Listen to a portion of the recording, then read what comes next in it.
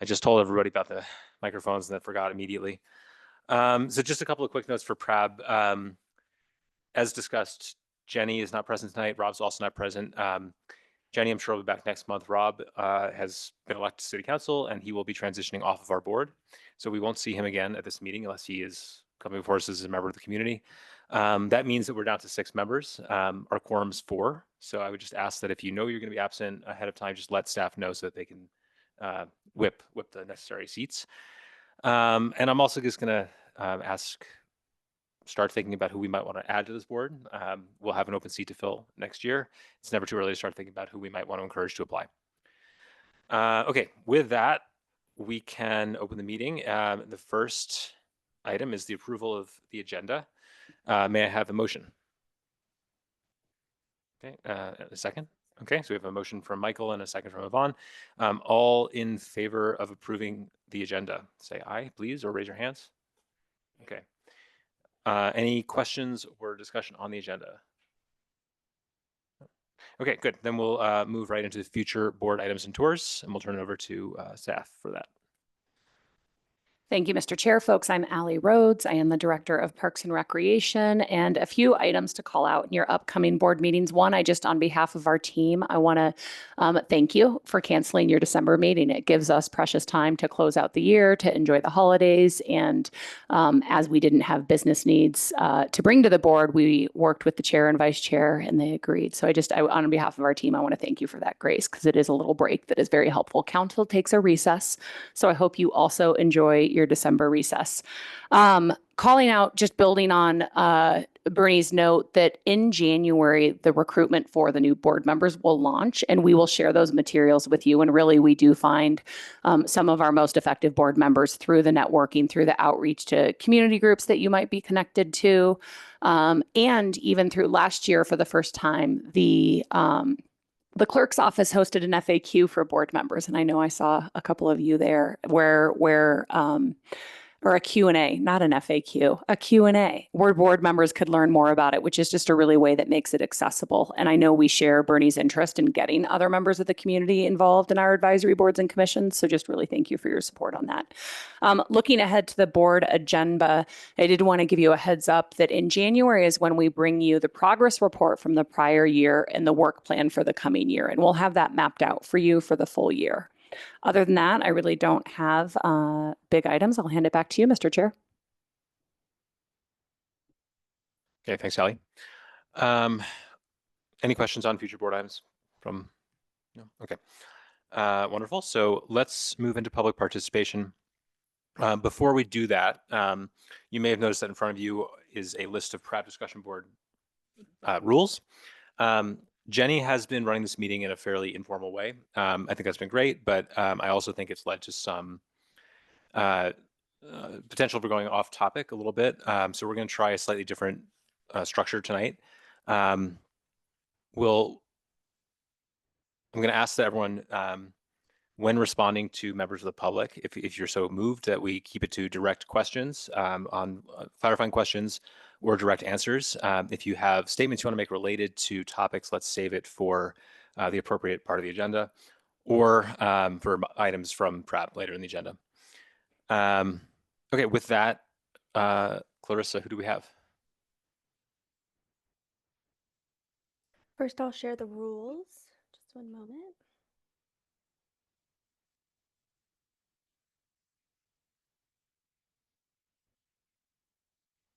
The city has engaged with community members to co-create a vision for productive, meaningful, and inclusive civic conversations.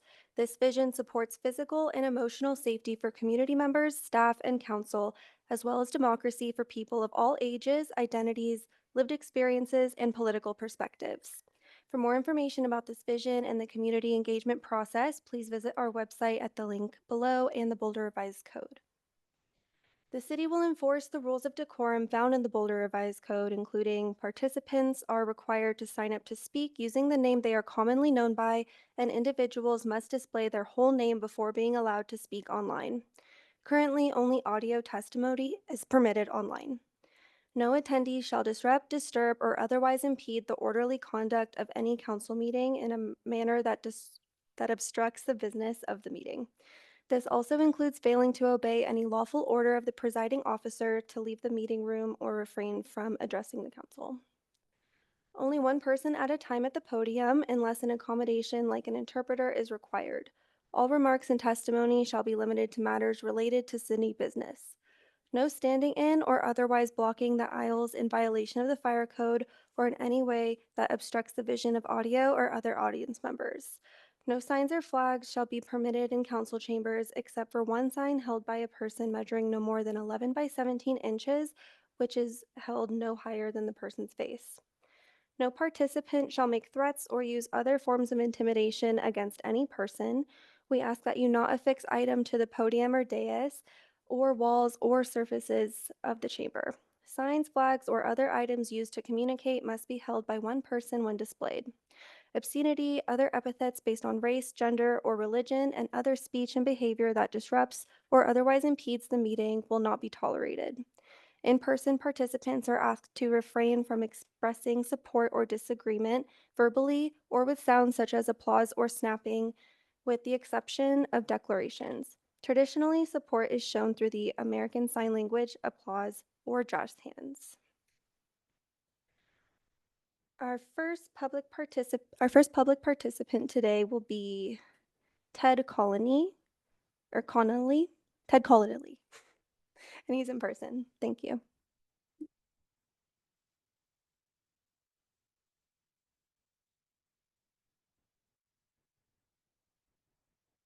Can you hear me now? Great. Hello, my name is Ted Connolly, and I live in South Boulder and frequently use the South Boulder Recreation Center. I'm also an active member of Reimagine South Boulder Rec Center group.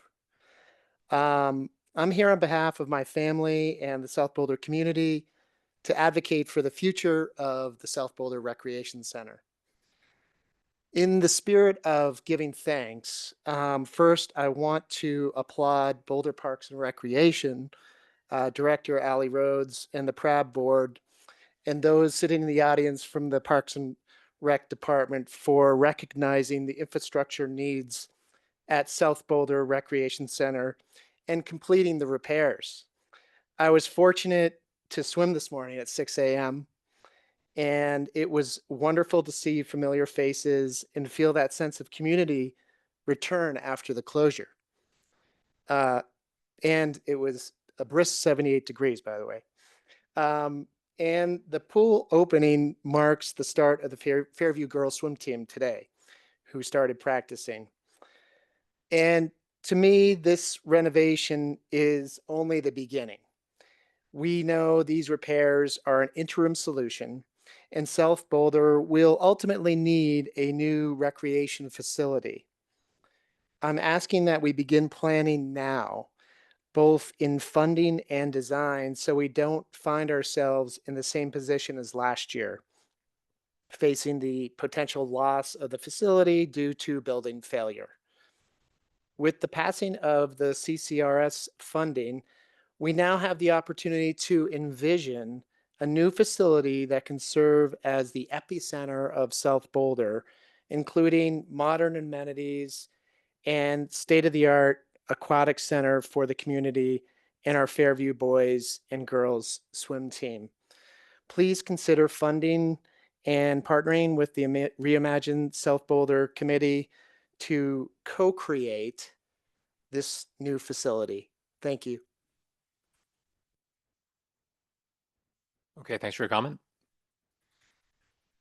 Our next participant is Kendall Marks.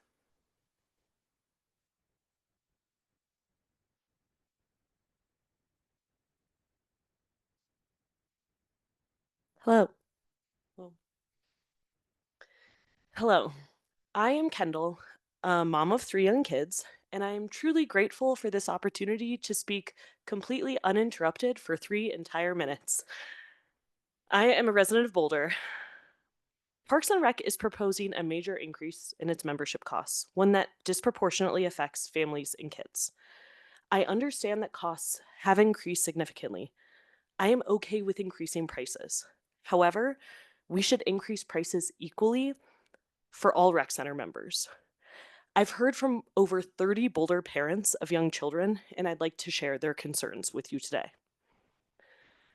The first concern I've heard is that Parks and Rec is reducing the maximum household size from 8 people to 5.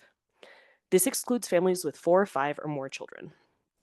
Our neighboring cities, Louisville, Longmont, and Erie, all allow unlimited kids under 22 on a household pass. Boulder is moving in the opposite direction. One Boulder parent told me, Boulder has become increasingly anti-kid. Adding one more expense to parents does not make it easy to raise a family here. Another said, families with 4+ kids are almost non-existent here. Why make life harder for the very few who are left? The second major concern for families is that this new structure charges extra for access to the outdoor pools and the reservoir. Nearly every 5-year-old in Boulder swims in the outdoor pools, and most adults do not. So kids are being particularly hurt by this change.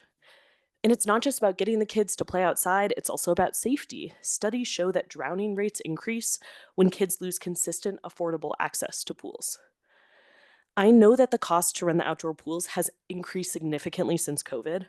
Rather than penalizing kids, we should raise the base membership price so the burden is shared. And Boulder residents seem to agree. In a 2020 survey run by Parks and Rec, 67% of Boulder residents said that they wanted access to all facilities on one pass.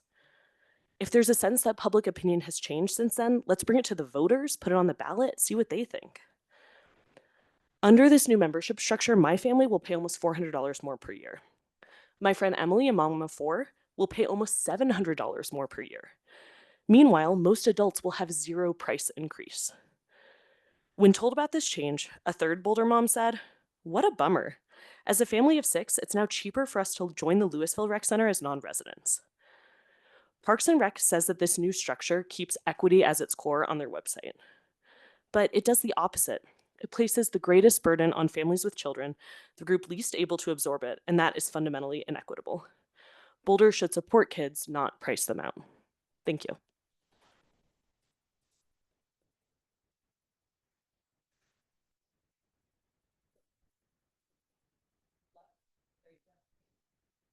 Okay, thank you. Our next participant is John Schultz, joining us virtually. Good evening. Can you hear me? Yes. Okay, thank you. My name is John Scholes, and my wife and I are residents of Boulder, and we own a home in Table Mesa. And we have paid for and enjoyed the South Boulder Rec Center and want to continue to have it available. I read the Parks and Recreation Advisory Board memorandum and would like to comment on it. I asked the advisory board and the director of the Parks and Recs to continue requesting the city council to expand the use of the Permanent Parks and Recreation Fund, PPRF, to include park operations and specifically to rebuild the South Boulder Rec Center as needed and ensure that the South Boulder community continues to have access to a local community center just as the North and East Boulder communities do, as it's been set out on page 37 of 38 in points 1 and 2.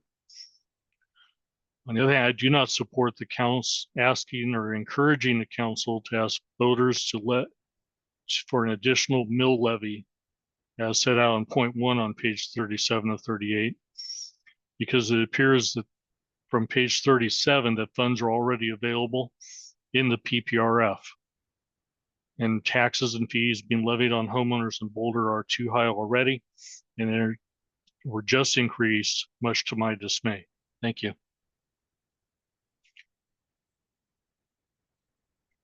Okay, thank you, John.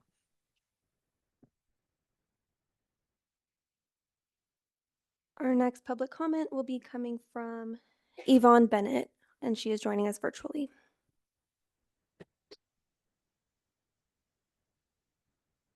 Hi, can you hear me? Yes. Hello, my name is Yvonne Bennett, and I am part of the Reimagine South Boulder Advocacy Group.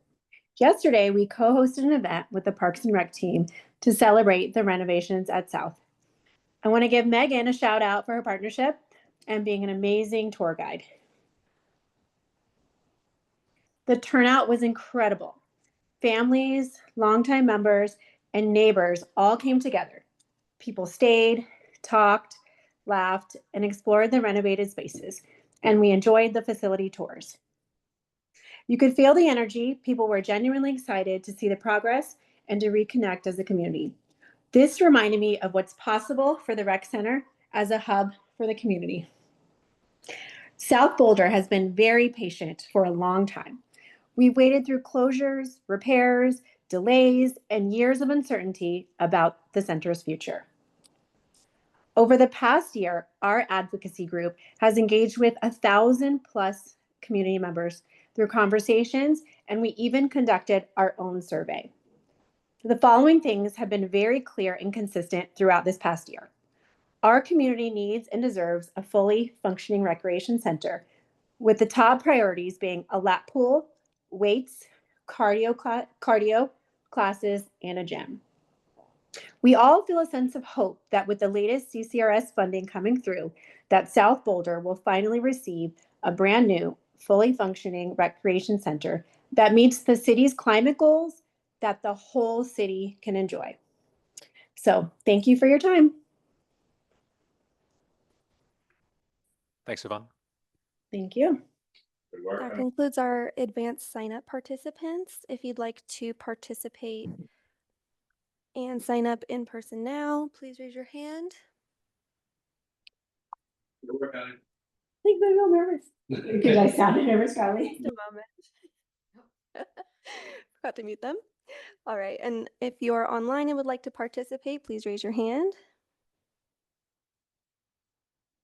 All right, it looks like Lynn Siegel is going to join.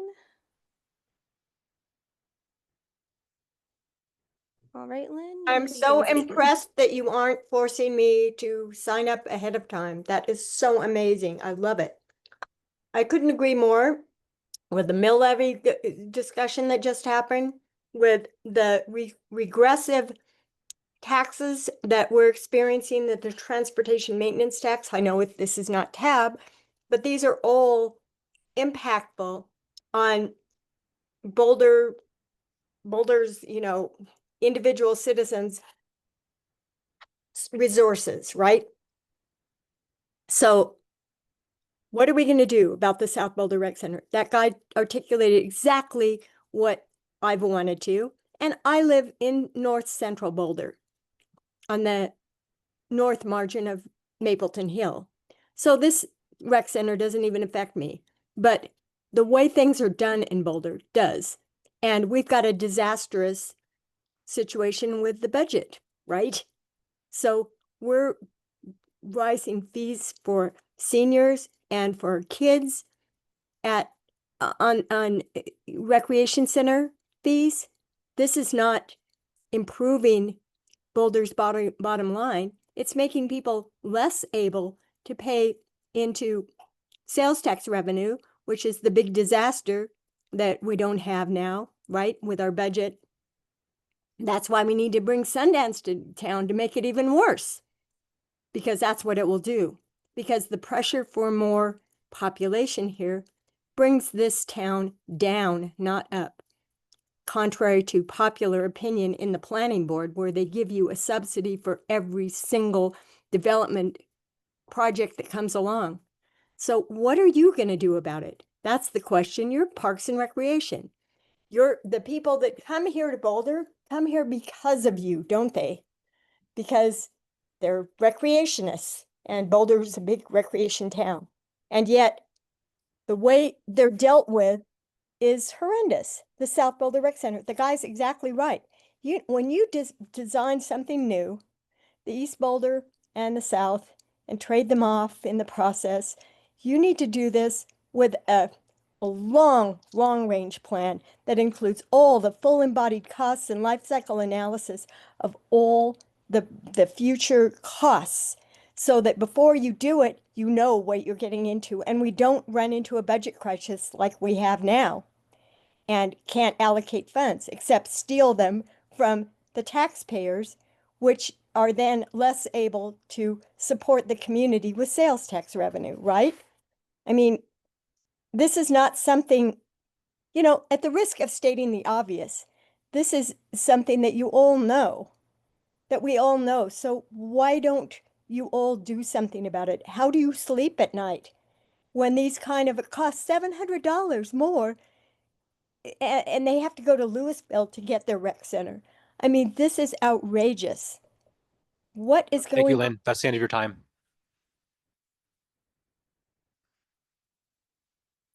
That concludes our public participation for this evening. Okay, thank you, everybody. Ally, is there anything that you or staff want to respond to? I'll just echo the appreciation to Megan Lohman and the team in South Boulder for coordinating with our facilities team, all those improvements and that lovely day yesterday morning at the South Boulder Recreation Center. And we really appreciate the partnership of the neighbors in South Boulder to plan the event, to coordinate the coffee truck and the tours. It was all delightful. And then, of course, if members have any questions on any of the comment, we're here to help. All right, thanks. So members of PRAB, do we have any clarifying questions or very direct responses to comments from our public? Caroline? None from me, thank you. Michael? No. Kira? Could we just talk a little bit about some of the rationale behind changing the household membership number of members per household? And my understanding is that it wasn't targeted as much towards kids, as there were a number of members who had 8, 9 members associated with one membership. So maybe just a little bit more context around that decision.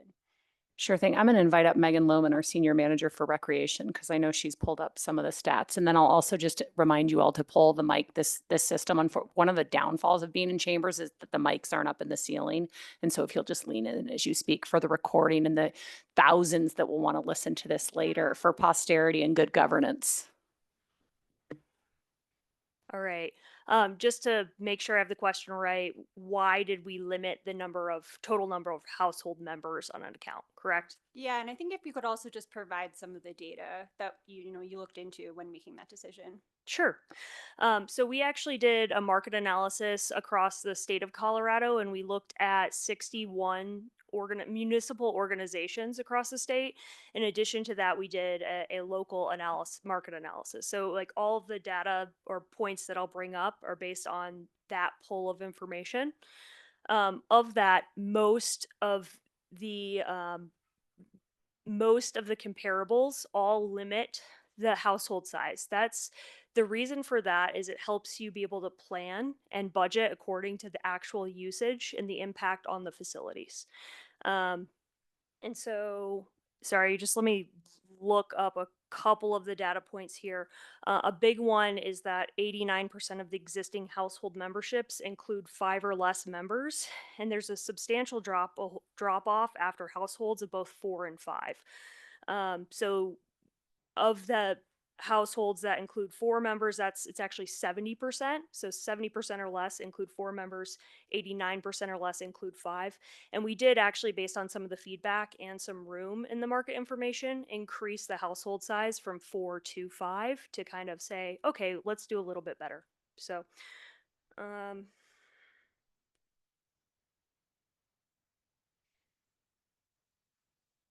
and then the other thing about the household fee is it's set at a highly discounted price.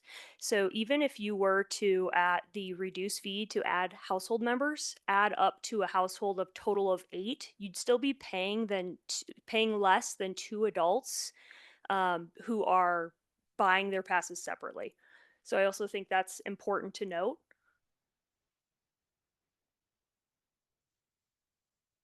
And I think of what I have noted right now, those are the most important things, but I can certainly follow up with additional from the previous packets. No, I think that's really helpful. And it just shows that a lot went into making that decision and market analysis and really just understanding what would be that impact and what made the most sense for the community. Can I just add one element that I think has maybe also, there's been some conversations on this. Megan, is it correct? The additional access to the outdoor pools in the reservoir in the summer, that price is set if you want the full outdoor seats which starts at some point in May and goes through some point in September. Tell us a little bit about the summer and what you anticipate for families. Yeah, so we're going through a lot of changes right now with our new registration system, Amelia, and also with our new membership structure. And so all of the fees that we advertise and that we post and put in the daily camera for the 30-day posting are all based on the absolute highest fees we would ever charge. Now, those fees are based on extended operating seasons. That's a 6-month operating season at the Boulder Reservoir and up to a 5-month operating season at Scott Carpenter Pool. We know, and it's in our previous packets that we've presented to the board, that most families and a lot of people actually only use those specialty facilities Memorial Day to Labor Day. And so we have always had every intention of offering some promotions leading into the summer. We have not put those online yet, and I understand that not being online yet creates some anxiety, especially for families. And so we're really hopeful that when some of those promotions that are better priced to match the length of the season people are actually using come out, that it'll be something that it will help anyone have the access that's most beneficial to them during that real peak summer season.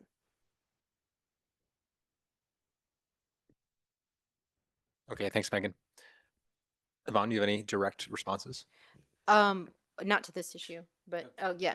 Well, to the mill levy issue, I don't know if we're gonna talk about it when we talk about the council letter. We'll talk about the permanent fund and all that. So just letting folks know that we are gonna talk about that in a different part of the agenda. Okay. Okay, well, thanks everybody. I would just echo what Allison said. The event yesterday with Reimagine South Boulder and SPRC was really wonderful. I was glad to stop by for a little bit and talk to some folks. I guess I missed it. You, Yvonne. You did the early shift, I guess. I did the earlier. Okay. Next time. Yeah, so thank you to everyone who was involved, and Megan, especially to you. Okay, so let's move on to our consent agenda. Is there a motion to consider the consent agenda? Yvonne, we have a second from Kira. Okay. Okay, so we'll consider the consent agenda. Does anyone have any questions, comments, concerns about last week's consent agenda? Last week's consent agenda? I'm sorry, this week's consent agenda from last month. Yes. Yeah, I had a question about section D in the Parks and Recreation Planning, Design, and Construction update. It was just a clarification question on the overview of major projects, and I'm sure I had received this information at some point in time and just don't recall it. But under the North Boulder Park renovation, the design status, and then it says June. Does that mean it's going to be completed in June or started in June? Apologies. We're actually doing the presentation tonight on North Boulder Park, and we're putting June down as the next update you'll get after tonight. Ah, okay. So. Okay, thank you. And then I had another one about Chautauqua Utilities. What is that project? Yeah, Bill Wilbenek, would you like to speak to that?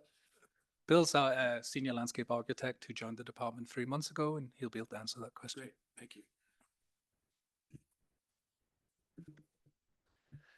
The Chautauqua Utilities project is actually being led by utilities, and there's a lot of stormwater that moves through there. It's a 9% grade. In the past, especially in the 1890s, they tried to collect all that stormwater with stone swales, and if you get a high enough rain event, it just goes past that stone swale and it erodes all over the place. So the utilities department is looking at other ways to slow down that runoff, and some of it is going to be rain gardens and some of it's going to be underground improvements like in large pipes. So they're in the very preliminary planning stages, but that's where it's at this moment.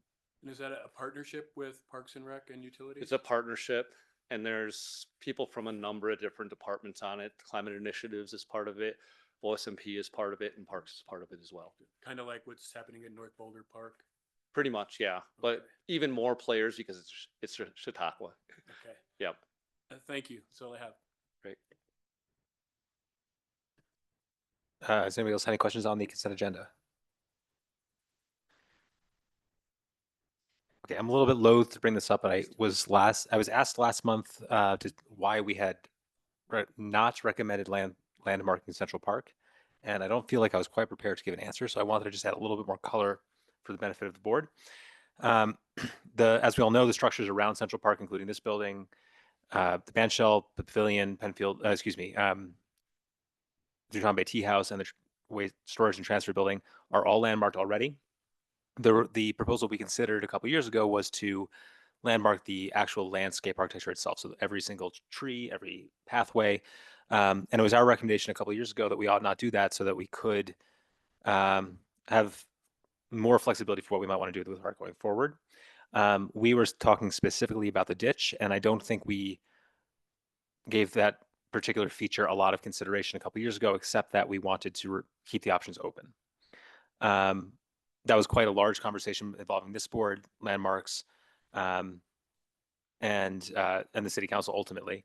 If anyone has any questions about why we came to that decision, I'd love to talk more about it. But I just wanted to make sure everyone here understood that the main driver behind that decision was to make sure we could do what we thought was best for the park in the future without additional oversight. And that's my only comment on the consent agenda. So if we have an open motion, does everyone in favor of approving the consent agenda, say aye or raise your hand? Okay, thank you. So we will move on. There are no action items and there's no matters for discussion tonight. So we'll move straight to matters from the department. Launching Nature Everywhere. Yeah, thank you, Mr. Chair. For this item, this is one we want you all to be aware of because it's implementing several initiatives of the 2022 Parks and Recreation Department plan and really is targeted at one of our most important demographics, the young people of Boulder. And so presenting this item are our Senior Planning Manager, Mark Davison, and a guest from our colleagues in Open Space and Mountain Parks, Curry Rosato is the Education and Outreach Manager. Thank you, Ali. I'll do the first portion of the presentation tonight, and then I'll be passing it over to my colleague, Curry. In a nutshell, if you want to know what Nature Everywhere is, and this could be a 10-second presentation, it's the goal of getting youth and children outside into the outdoors, parks, and nature, frankly, more than they're doing currently. So that is the initiative in a nutshell. We'll give you a bit of a presentation on it, though, if I can get my screen to work. We're going to cover 4 topics. Why do Nature Everywhere? Oh, excuse me. Then we'll dive into a couple of the main projects that are happening under Nature Everywhere, which is Nature Hoods and Nature Play. And then Curry will provide some examples from the case studies, the actual impacts on the ground that are occurring because of this effort. So what is Nature Everywhere? Nature Everywhere is actually a national movement. We've been working for a number of years, approximately 7 years with the Children Nature Network, originally started by Richard Louv, the author of Last Child in the Woods. It's now grown into a massive movement. And you can see there, it's that last sentence of the paragraph, children thrive when they have frequent access to outdoor spaces, experiences, and learning. And the goal of the national movement, because it's a partnership with National League of Cities and Kaboom as well, was to have 100 cities by 2025. I'm happy to say, as you can see from this map, if you look at Colorado, oh, very twitchy little button tonight. If you look at Colorado, we are well represented. You can see the 3 there in the middle of the Colorado. City of Boulder is now a Nature Everywhere city, sandwiched by Denver and Longmont. So why would we do this? Well, here's some really, there's tons of data out there. I'll just provide a couple of examples for you. A generation ago, children spent 4 to 5 hours a day outside. They now on average nationally spend 10 minutes. We actually did a local survey in 2023. 73% of BBSD students spent 3 hours a day on screens outside of schoolwork. So we know it's a serious situation. And then all the research out there now points to children's physical health, mental wellness, emotional skills, family connections, connections to nature. Frankly, spending more time outside in nature is incredibly important to youth development. So at Boulder, what we did was we developed a strategy. There's 8 city departments working together now for over 7 years, just starting very slowly. This is when it's finally come together with this Nature Everywhere movement. And what you're looking at here is the major framework from the strategy plan for Nature Everywhere for Boulder. You'll see on the left, it's divided by the different age ranges, 0 to 5, 6 to 12, 13 to 18, along with parents and caregivers. And we have a strategy for each. For instance, 6 to 12, outdoor learning, play, and exploration. And then we have 3 ways to put that in action. The first one is placemaking, the design. You'll see that in North Boulder Park and Baker Park tonight. And with that, we, instead of doing it separate, we integrate recreation programs. And then finally, we think about who are the community leaders, the stewards who can support this effort. So with that, I'll then jump into Naturehoods. What are they? Naturehoods, it's a pretty simple idea. If you think about the city's strategic plan, it's to create 15-minute walkable neighborhoods. Well, Naturehoods is piggybacking on that. It's the simple idea of we can use the green spaces in a neighborhood, in a neighborhood, to advance outdoor play, community wellness, placemaking, and space activation. Here's a little diagram. I like to call this an AI diagram. It's an artistic impression. And the focus here is to say, what would a model neighborhood look like? It would be obviously a park, probably as a hub, the green schoolyards, looking at creek corridors, community gardens, and then some of the connections like safe routes to parks or schools. In other words, we take an existing neighborhood and take advantage of those green spaces to help activate them. And this just isn't coming from city staff. Here's an example of in discussions with teens from Boulder High School, and they're saying we really need open space to hang out. We don't have that. And can it be like affordable for the food there? And is it a place where we can play as teens, not just younger children? And then here's an example from Primos Park, where we spoke to the community of Primos and Crestview. And these are the values they set in their neighborhood. What would it look like? Free play, accessibility, community gathering, loving nature. And these values are what we're trying to embody within a neighborhood concept.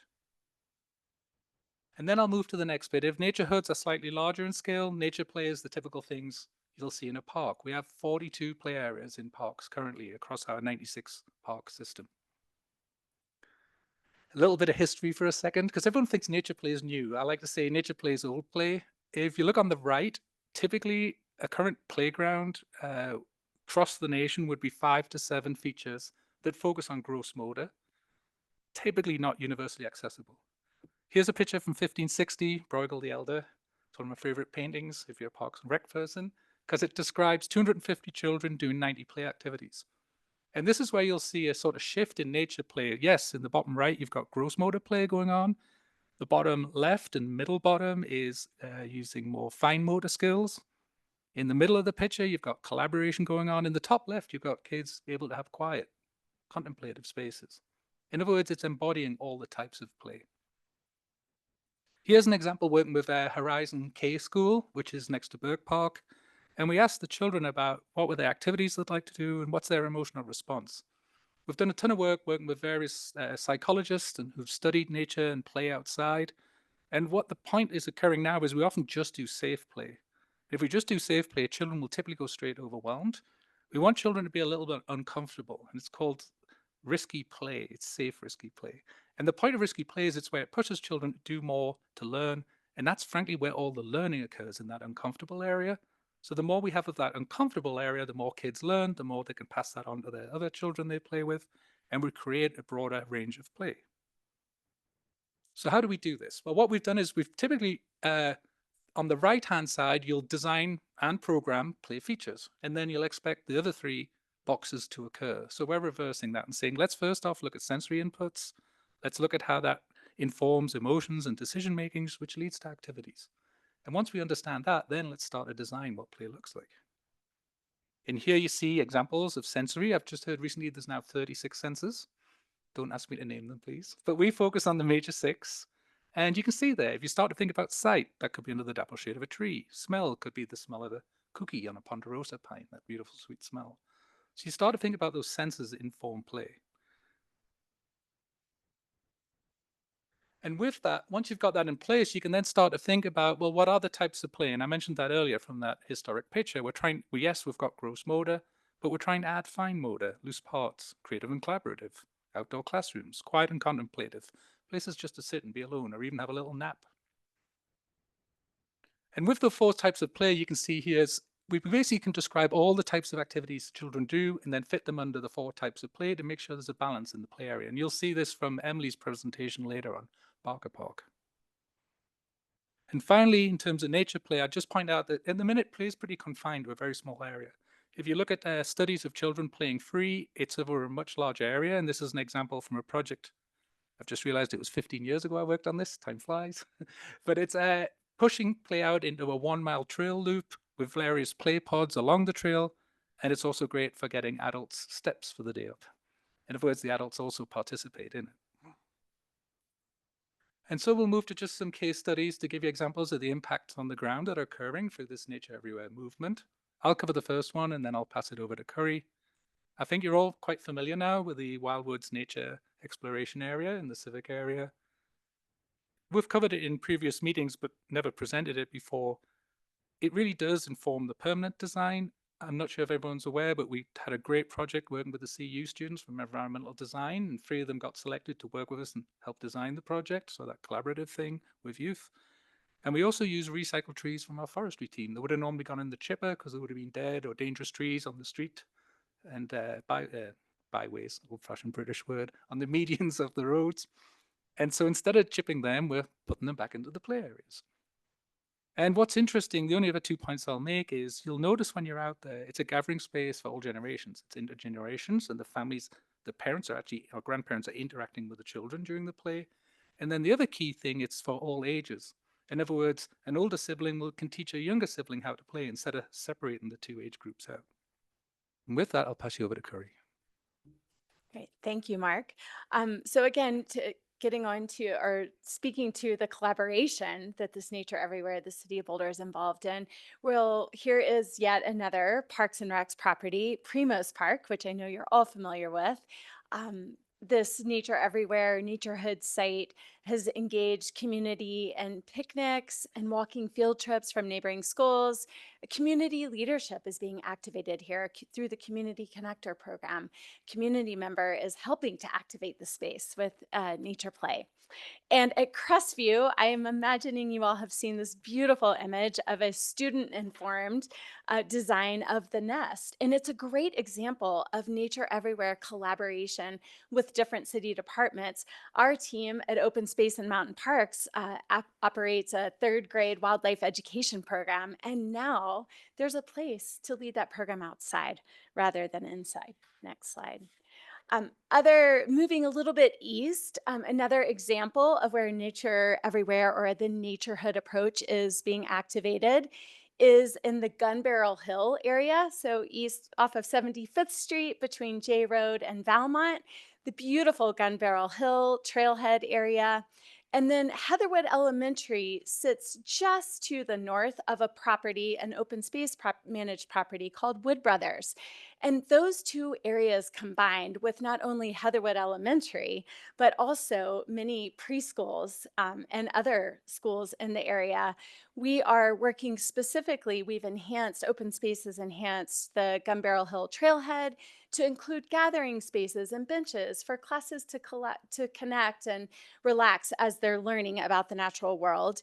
And also at the Wood Brothers area, we've been working with Growing Up Boulder and Heatherwood Elementary students and teachers to learn how might they want to engage and learn at the Wood Brothers area. And we're now working with an interpretive planner to develop an interpretive loop so that not only in guided ways, but also teachers may take their students across the street to learn in the outdoors. Just south down the road is Saw Hill Ponds. I hope you're familiar with the area. If not, come talk to me. A beautiful area where recently, as a Nature Everywhere Naturehood site, Open Space is enhanced with accessibility features so that all children and families are able to fish and play. And our first Open Space Nature Discovery Zone where nature play may happen. Imagine mud pies and dipping nets into water. An exciting place for us as part of this Naturehoods movement. Next slide, please. And we wanted to just share with you as we wrap up this section as we wrap up our presentation, that not only do we have sites across the City of Boulder, but we're also working on projects to learn more and more from youth and community. How might they want to experience time in nature, and how might nature be healing?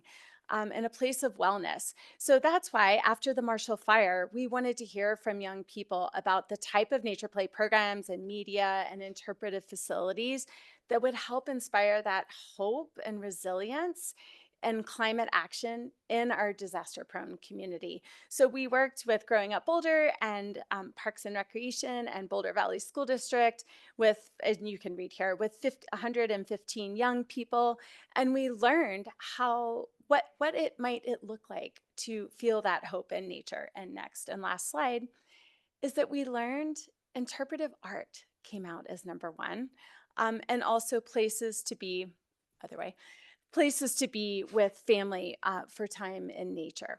I think there's a slide coming up here.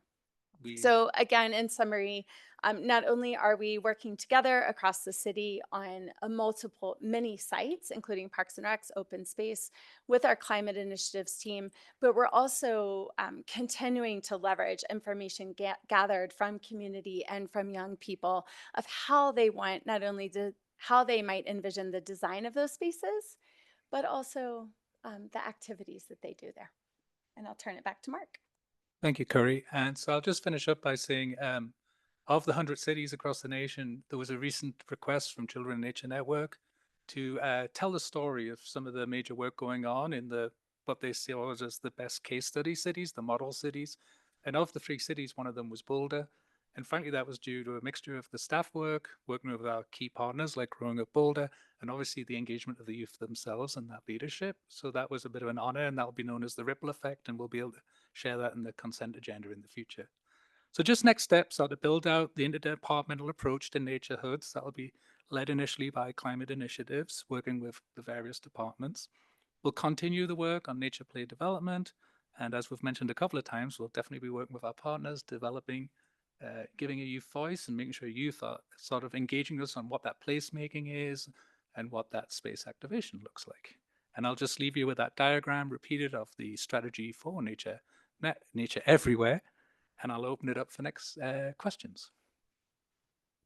Okay, thanks. That was great. Really wonderful to see how you're pulling together multiple departments and programming to benefit so many different parts of our city. Yvonne, do you have any thoughts or reflections or questions? Just thank you for the presentation. That's amazing. That's why I love living here in Boulder. So I love the idea. The only question I had is, can you provide any insight on potential impacts, funding impacts, challenges that you see based on kind of our economic environment? Or do you feel like the plan for embedding these nature hoods around Boulder is covered? I just want to understand a little bit about that financial overlay. Yeah, no, that's actually an excellent question. I think a key part of this is instead of the city departments working separately and in some ways potentially inefficiently or doing overlap in their work, what we're doing is, because it's place-based at a site, we're able to combine our resources, not duplicate work, and frankly find cost savings within that. So hopefully the goal is that this actually saves money in the long run by working closer together as departments and with our partners.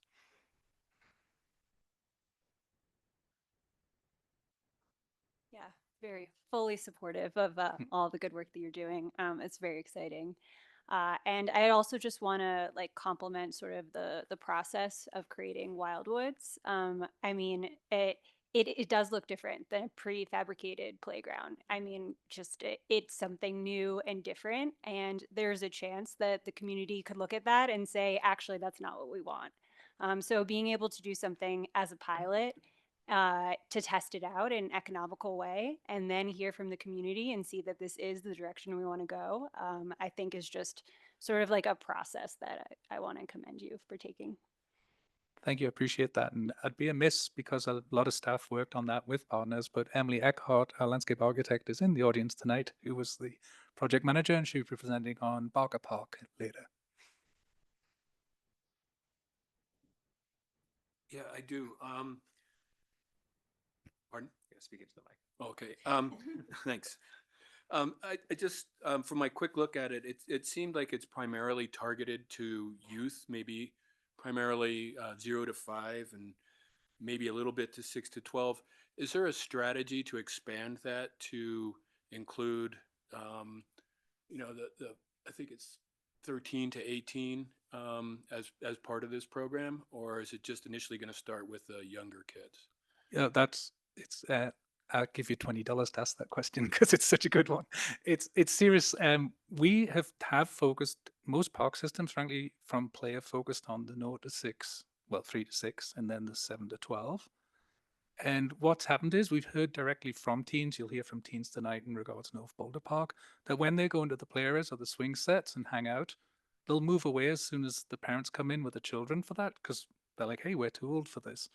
And so that's why the teens have actually spoke to us, Boulder High School, about it. We need a third place, a place for us. And it is huge effort on our part to start really seriously thinking about that. So I'll actually wait till the North Boulder presentation tonight, and you'll get to hear directly from teens about that work. And of course, then including parents and caregivers to support youth and children in how they're able to activate spaces. Thank you. No, that's it. Thanks. Yes, yeah, it's an awesome presentation, awesome ideas. I love all of it. I guess my question is somewhat related to Mike, so it might be best for later as well. But since it is so targeted, or at least currently seems to be targeted towards like school age kids, are there any sort of independent plans from the Parks Department to like market it essentially and like let people know kind of that these spaces are going to be popping up and existing and go try them out for people who might not be tuned into those spaces through their kids or their kids' schools? Yeah, thank you. Absolutely. And I would say, just to be clear, that when we see the nature play developing, that's been our initial effort, but you will see these teen areas coming through in places like Primos, the Civic area, and North Boulder Park, as frankly, no one else has built them. So we're even trying to understand what they look like still, working with teens. And yes, working with our communications colleague over here and our marketing folk will be definitely looking at ways of getting this word out through various media channels and making it frankly easy for people to access. Thank you. That's all I have. Okay, well, thanks everybody. We look forward to having you back and hearing more about this project as it progresses. Thank you. Okay, so we can keep on rolling to the North Boulder Park discussion. Thank you so much. We're going to need about 60 seconds to transition while we welcome up Senior Landscape Architect Bill Wildenberg and a couple of our young community members who helped with engagement for this project. So if you need water or a restroom break, this would be a quick opportunity.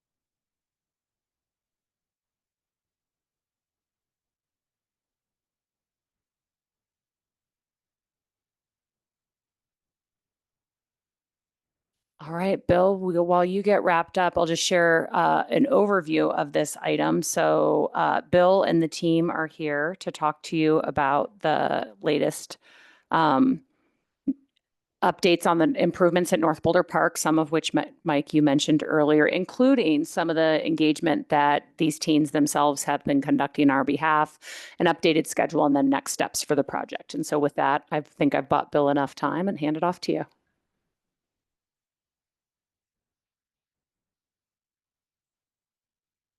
There we go. All walks of people and even moose enjoy North Boulder Park. The young program space makes it appealing to multiple types of visitors, such as teens, volleyball players, ultimate frisbee, winter skiing, slacklining, and more. The program space is a destination for Little League baseball, basketball, ping pong, fitness court users, birthday parties, and the Tot Track too. Tonight, we will get to look at some of the updates since the last PRAB touchpoint.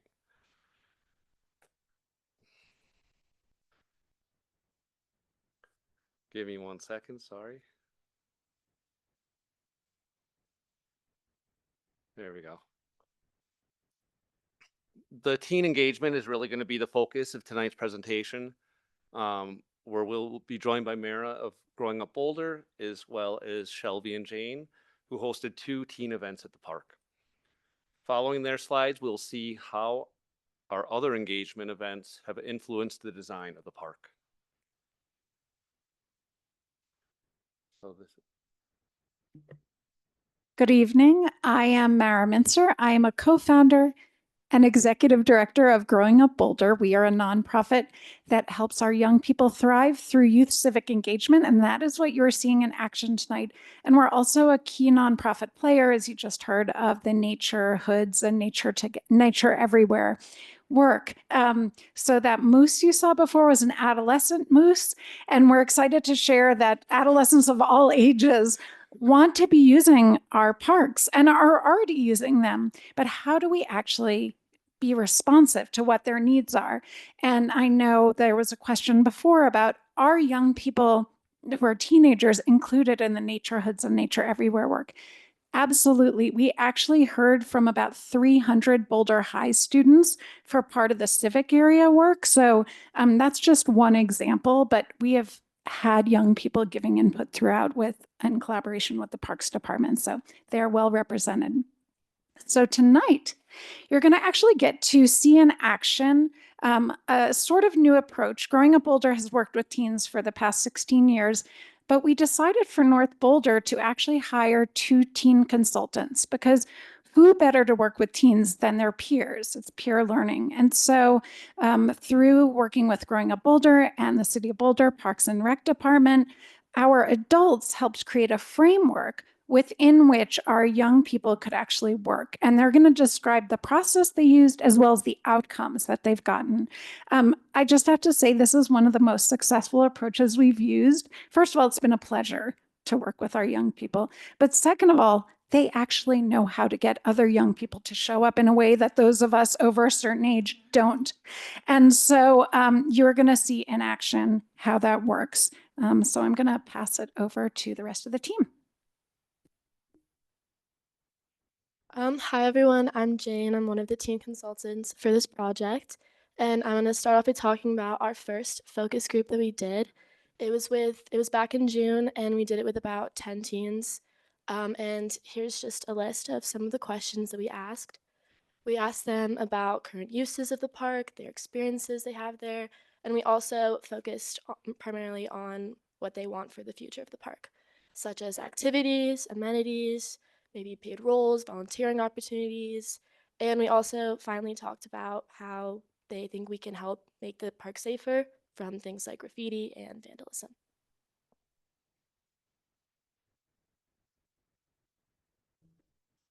Our first focus group, which Jane just discussed, led us to have further insight on what kind of questions we want to ask and what we're really asking from teens our age, and what they want in the park. So we then use that information to put together a larger teen engagement group. This event took place back in September. It was very successful. We had about 40 people come from Boulder High and kind of all around. It was very fun. We took a while planning it with Growing Up Boulder and decided to use a 3-station setup for our event. These stations gave us the opportunity to ask all kinds of questions like we did in the first focus group, but also expand on that. So our first station, we had people come and use sticky notes and give us new ideas they have. And also we set up some boards of existing draft plans for North Boulder Park and had them comment on that, anything they like, anything they don't like. We accepted all kinds of comments and got a lot of input on that. Then our second station, we gave them dots to place on images that we chose that we felt kind of demonstrated what we want to see in the park, what we think other people want to see in the park. And they were able to pick their favorites, which we also did in the first event and went really well. And then finally, my favorite station was Station 3, which is where we took a hands-on approach to letting them actually build and design spaces that they would like to see. They used kind of some model wood and stumps and also drawing and stuff like that to build a space, anything that they want to see in the park. So yeah. So after both of those teen engagement programs, this is kind of a compilation of all of the main teen specific amenities that were requested. A lot of people talked about full basketball courts, and especially this one was the most wanted, was volleyball courts. Everyone likes going on Sundays and playing and having their own games, and so we'd really like it if there was nets and stuff like that. And then also teens very much want creative seating places where they can just kind of hang out, bring their own hammocks, use the light up features and stuff like that. So yeah. If I can add something, that image at the bottom left is kind of like an Amazon box when you go to let's say pick up your package instead of it being delivered to your door, that would have sports equipment in it. You'd probably have to use a credit card to open it, but if you returned all the stuff, it's free. So, with those two engagement events, Jane talked about a couple of the things that we gathered, but some overall recommendations we got repeatedly from multiple teens were to first prioritize teen specific amenities. This was obviously the goal of the entire project, but really building spaces specifically for teens with stuff that we like and we want to use, not just swings and play sets. And then also to develop some sort of sports programming. This could look like volleyball tournaments on the weekends or ultimate frisbee, just casual but fun, something kind of organized you can go to with your friends. Another thing was to balance the new development with open space preservation. I think this was probably the most heard from a lot of people.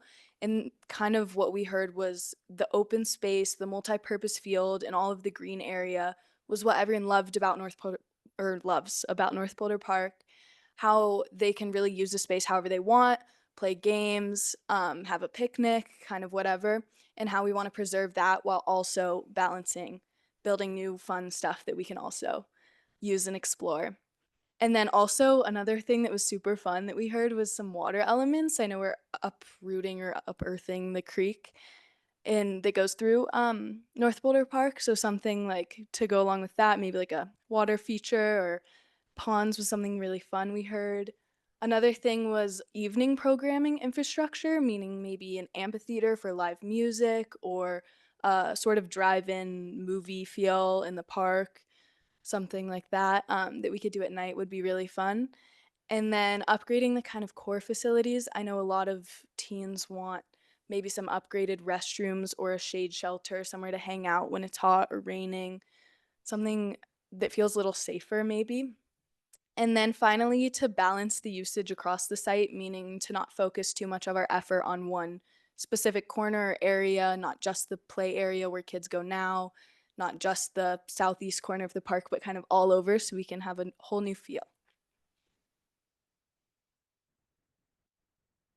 So one question that we got asked a lot throughout our work on this project was, why does hearing from teens matter?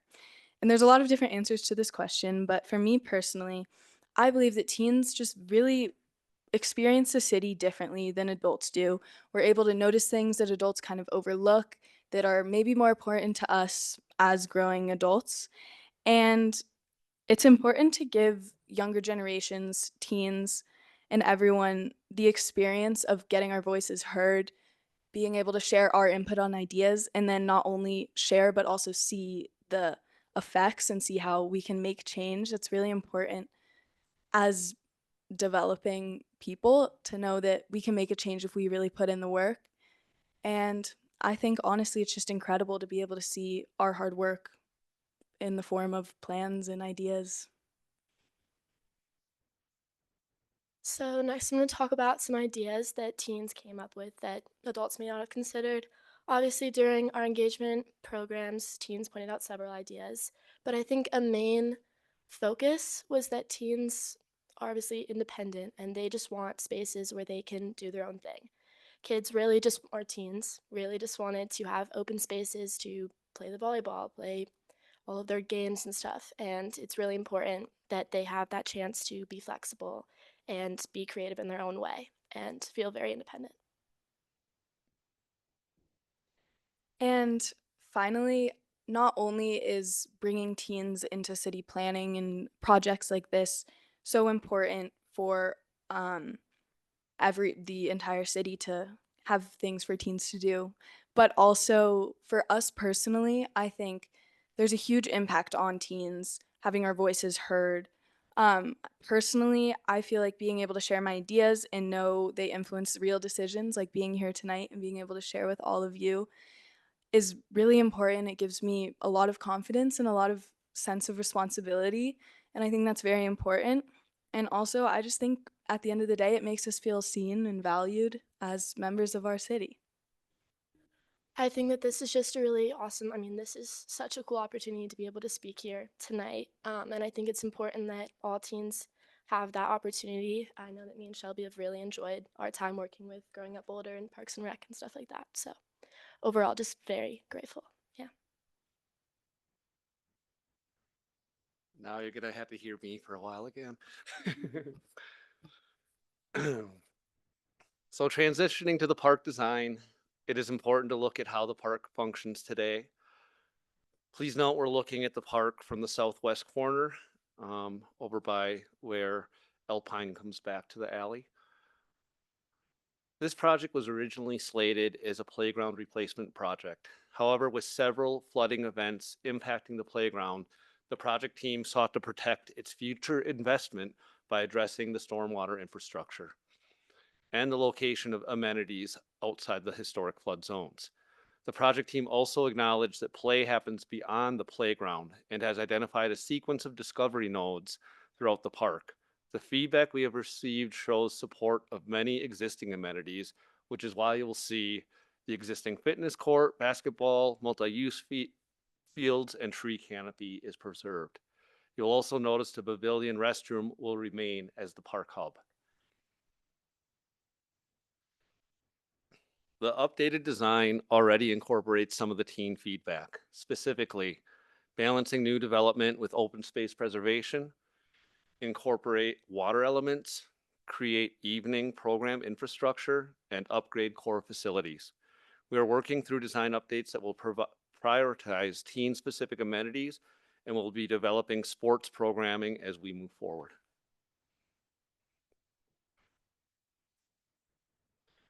The proposed plan includes many amenities such as stormwater features, sequence of play and discovery nodes throughout the park.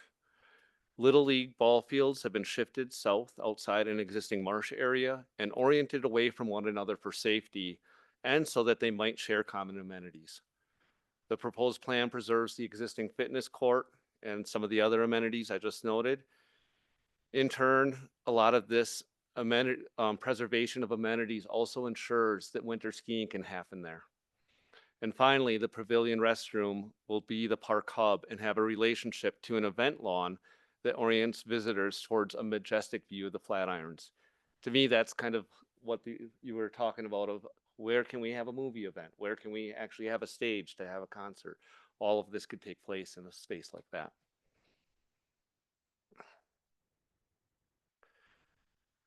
These are my kids in there. The project team has worked closely with utilities and facilities to convey stormwater into the new channel being implemented as part of the West City campus. You might note that 9th Street is presently closed, where facilities is adding the channel improvements that will convey water from the park to this new stormwater feature between 9th Street and Broadway. Shown here are the two very different examples of how this water might be conveyed. That's on the bottom part there. A dry stream bed, which is the image on the north, would convey water north of Cedar Avenue. This is where most of our heavy infrastructure is located. Where a low flow channel south of Cedar Avenue would impact anything with a 5-year storm event. This ensures that we're not putting a dry stream bed in the drip line of existing trees.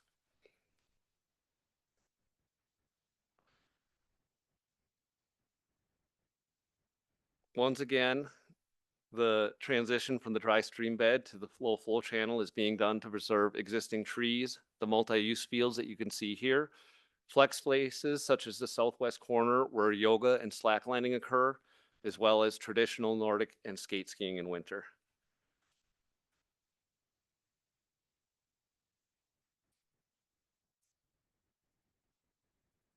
Please note that the photo and plan showing the typical ski route are looking south near the intersection of 9th and Cedar Avenue. Based on input from our community, we shifted native plantings from the east side of the park, where the skiing typically occurs, to select areas along the west edge of the park where excess water enters the park from residential sump pumps. The project team also plans to incorporate crossings of the stormwater features where it makes sense for skiing.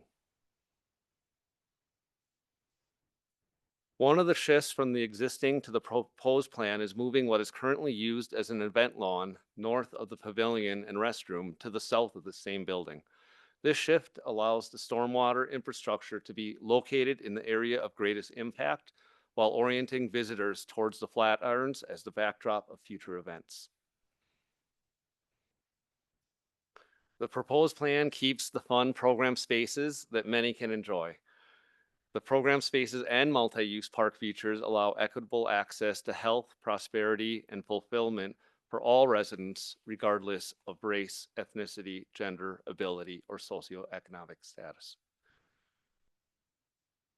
While some of the programmed activities will shift to new locations, the core features of the park will remain. This includes the tree canopy that is used for picnicking, shade, or to test your climbing skills. For the new amenities, the emphasis will be on discovery nodes that can be implemented with natural materials by our in-house construction team. This will complement the Nature Everywhere initiative you heard about earlier tonight.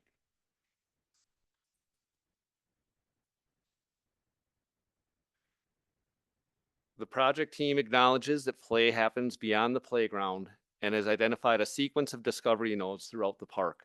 Some of the examples above are from recent park projects such as the Nature Play or Wildwoods Discovery Area adjacent to the Farmers Market, as well as the outdoor classroom at Crestview Elementary. We intend each node to look at themes identified by the community, especially our youth community, and apply infrastructure specific to each theme. The project team is identifying a main play area too that will complement the nature discovery nodes. Above are several examples of play features that could be selected for the final design. Between the main play area and the discovery nodes, 4 types of play will be implemented similar to what you heard earlier. That's imaginative and collaborative, alone and quiet, fine motor, and gross motor. The project team is also working with a local landscape architect to enhance the existing pavilion and restroom structure. The team has updated the space to have an eastern view towards the playground by removing the block wall presently there. And now when I hear you talk about having a safe space, it makes sense for that too, because you'll be able to see in and out of that pavilion. The floor plan is being updated to include supplies for programming, as well as water and sink for arts and crafts. Finally, the south end will open up to the event lawn where visitors can have an indoor-outdoor experience, all while viewing the Flatirons as the backdrop to their activities for the day. Here is one final view of the plan showing how the new amenities interact with the existing infrastructure, including the existing trees. This view is from the parking lot near Delwood and A Street. The next steps are to incorporate teen feedback, share the design updates in an upcoming engagement event, and to move into more detailed design work. The park has evolved over time. Are there any questions? Thanks, everybody. That was wonderful. Jane and Shelby, I really appreciate you both being here. That was a wonderful presentation you gave, and it's no small feat to get 40 of your peers to show up to anything, so congratulations. I think we all appreciate your work on this. With that, I'd love to start with the board. Caroline, do you have any thoughts, questions? My only question was up there pretty quickly, and also thank you, Jane and Shelby. You guys were awesome. Is the current target date for opening, or I guess everything being completed in sort of a grand opening, is that end of 2027? It'll be most likely end of summer 2027. Okay. We may look at doing the restroom pavilion earlier, and the reason being is that it can be done earlier because it's a renovation, and it would get everyone out of the way so there's not building contractors there at the same as site contractors. Great, thank you. Sure, I have a few, and thank you very much. That was a great presentation, and I think it's great to see younger people providing the input, because oftentimes that's overlooked, and especially since it's intended to expand the appeal of that park for you users. It's so important. Just a couple of questions about some of the engagement. Is it your understanding that Boulder High students are the primary teenage users of that park? Due to the proximity of Boulder High to North Boulder Park, I mean, that's where we both go, and we both live kind of in that area, just across Broadway. So, I mean, I believe definitely that Boulder High is the main use due to a lot of people living in Newlands area around there. They just walk, bike, especially younger teens who don't have their license, don't have to drive. But obviously, I mean, people from middle schools, Casey, Centennial, and then also I'm sure Fairview and New Vista attend, but we definitely were able to reach a wide audience at Boulder High School due to both of us going there. Okay, and was that where most of the sampling was done? Was at Boulder High School? It was all done. Our engagement events took place at Boulder or at North Boulder Park. Oh, cool. So we advertised through like flyers and social media, but also a lot of our people who came were from Boulder High National Honor Society too. So there was a lot of Boulder High people there, but it was open to all. Great. And I noticed one of the concerns was about safety. What were do you know what the specific concerns were? One thing we heard, we did mostly about safety at our small focus group, and we learned that the lighting was kind of an issue in the pavilion sometimes, especially in the months where it's darker earlier. If you want to be there at sunset for a picnic and then all of a sudden it's dark and there's not really good lighting around the pavilion area, you kind of just get a little freaked out and kind of want to go home. And also sometimes being alone there and wanting to go to the bathroom and you're not sure, like, I don't know, it's just a little scary with all the vandalism and everything, which is obviously not the city's fault, but is definitely something we want to look to alter. Right. I had my two kids went to Boulder High, and around 4th of July, it could get kind of crazy there. So, Definitely. one of the other questions I had, and maybe not for you, Jan and Shelby, but the structures, the play structures I noticed that one of the slides you put up showed that in the past they were kind of exclusionary. Not everybody would have access to them, like disabled children, for example. Is the intent to make those structures as accessible as possible? And if so, what kind of structures would they be? Our goal is universal accessibility, which means not ADA, but everyone has an equal chance to play together. And a lot of the structures that go up taller, you would still want everyone to be able to access the bottom, so that they're still in a group, even if some people will be able to go higher than others. Mm-hmm. So that'll be an emphasis when the For sure. structures are Yep. replaced? Definitely. Okay. Well, thank you very much. I appreciate the presentation. It's great. Great. Yeah, thank you so much. It's great to see all the engagement and to see all the plans coming together. Just a quick question around the fitness area. There was some vandalism that happened to that new fitness area that's been put up. How are we thinking about preventing any sorts of vandalism in the future, especially as we're investing in some of these redesigns? I think lighting will be a little bit important, but I don't know if you can stop all of it. But if you're going to have more people using the park for the right reasons later at night, like these people would like to do with some of our improvements, then you're going to see less of that over time as well. Mhm. And then a question for Jane and Shelby. So I thought it was great to hear all of the feedback from all of the teens, and great that you were able to do those sorts of events and really hear the direct feedback.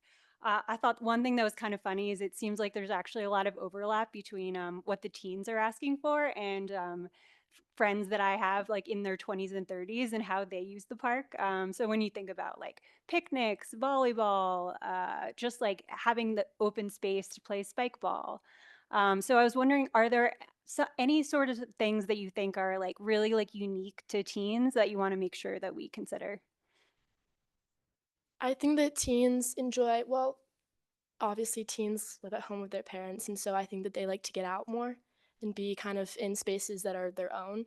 And so I think for teens specifically, having those, we were talking about having stones around in an area so that people can gather and hang out, I think that's more oriented towards the teens who want to be independent and kind of get out there. So yeah. I agree that there's definitely a lot of overlap. Even as we were having our event, it was kind of open, and so we had some other people come in, and I noticed there was like a yoga class with some older people who came and actually shared some of their input, and it was very similar. But yeah, like Jane said, I think a big idea from teens was having that space kind of to ourselves and not as not like near kids and parents, but yeah, just more our own. Yeah, thanks so much. And thanks also for just like gathering all those perspectives and sharing it with us.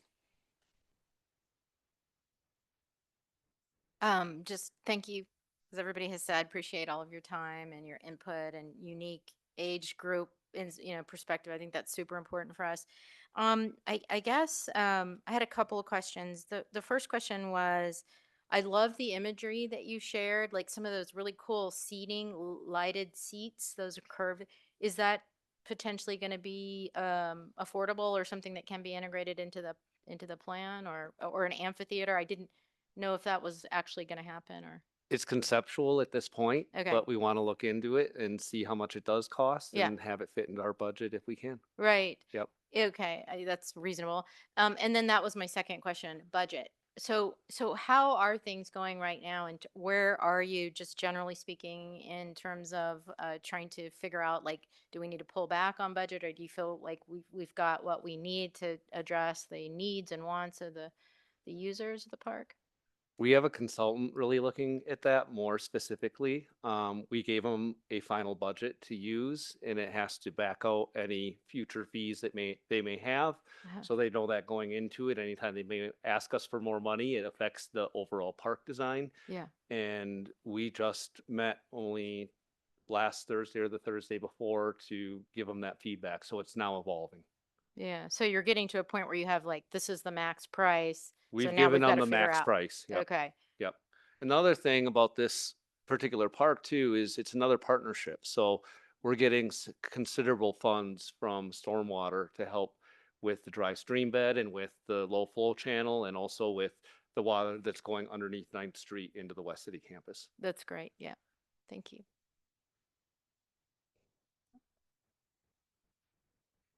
I actually just had a couple of quick questions about stormwater.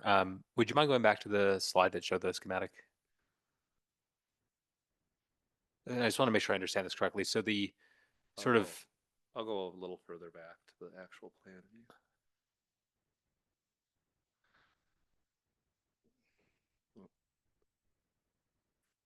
yeah, so, okay, so it's sort of an open creek bed coming in from Delwood. And then as it gets towards 9th Street, it transitions to that shallow ditch. Is that right? To a low flow channel, yeah. Okay, great. Thank you. That's really all I had. Any other questions? Anyone think of anything? Okay, well, thank you And again. that's one of the areas that's still getting figured out is Mhm. what does it look like as it transitions from a dry creek bed to the low flow channel? Mhm. That's one of the challenges we're currently working on. Do you anticipate there'll be water in that year round, or is that when it rains? Okay. Anytime it rains, otherwise it will truly be dry. Okay. I have one more question, if that's okay. Can you remind me, I think you said this on the tour, you all are designing the stormwater for what, 100-year flood? Is that what The vision? dry creek bed is going to be anywhere between a 25 to 100 year, more towards the 100 year, especially on the far north end of the park. And then it kind of transitions down into the 5-year storm event once you hit Cedar Avenue. So the low flow is for a 5-year event where if it floods, it's just going to flood over the top of grass. And everywhere we have infrastructure on the north end of the park, if it floods, we don't want to lose everything we just invested money in. Of course, right. Why would you choose 5-year though, instead of 100-year for all of it? Because of costs? That is what Stormwater is willing to pay us, basically. Yeah. Yep. Interesting. That's concerning because, It all goes For to the the climate same modeling, point, though. If okay. you see where number 15 is, where it's going to go underneath 9th Street. I'll try to put my cursor up there. No matter where the water hits the park, it all ends up at this point. And we're still going to have a major catchment area that brings water underneath 9th and is going to be conveyed along Balsam Avenue where the West City campus is being located. So the 2013 flood, what was that? Was that a 100-year flood? That was a 100-year flood. Okay. Thank you. I guess I have one final question. What is the budget for this project? Overall budget is with stormwater's investment as well is around $7 million. Great. All right. Well, thank you all very much. Great presentation. It was wonderful to see you. Thank you. Yeah. Jane Shelby, come back anytime.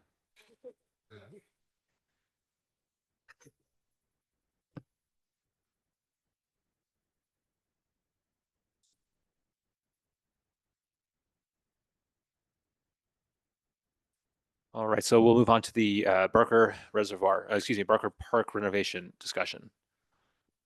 All right, so joining us up here for this item, Mark is back with senior landscape architect Shikomi Kuriagawa and landscape architect Emily Urquhart. And while they get set up and get started, I'm going to snag more water because I know what they're about to talk about, but I'll be right back.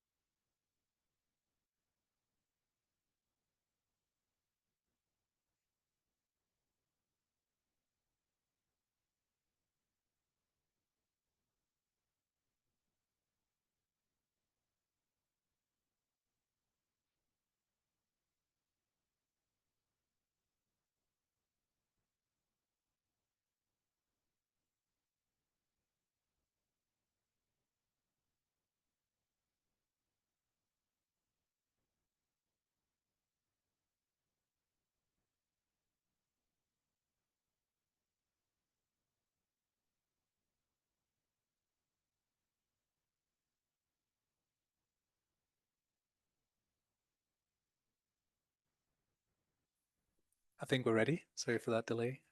We're going to do a presentation on Barker Park tonight, and this, I think, as many people know, has been a great relationship with the preschool, and we've worked with them, I believe, for nearly 100 years now.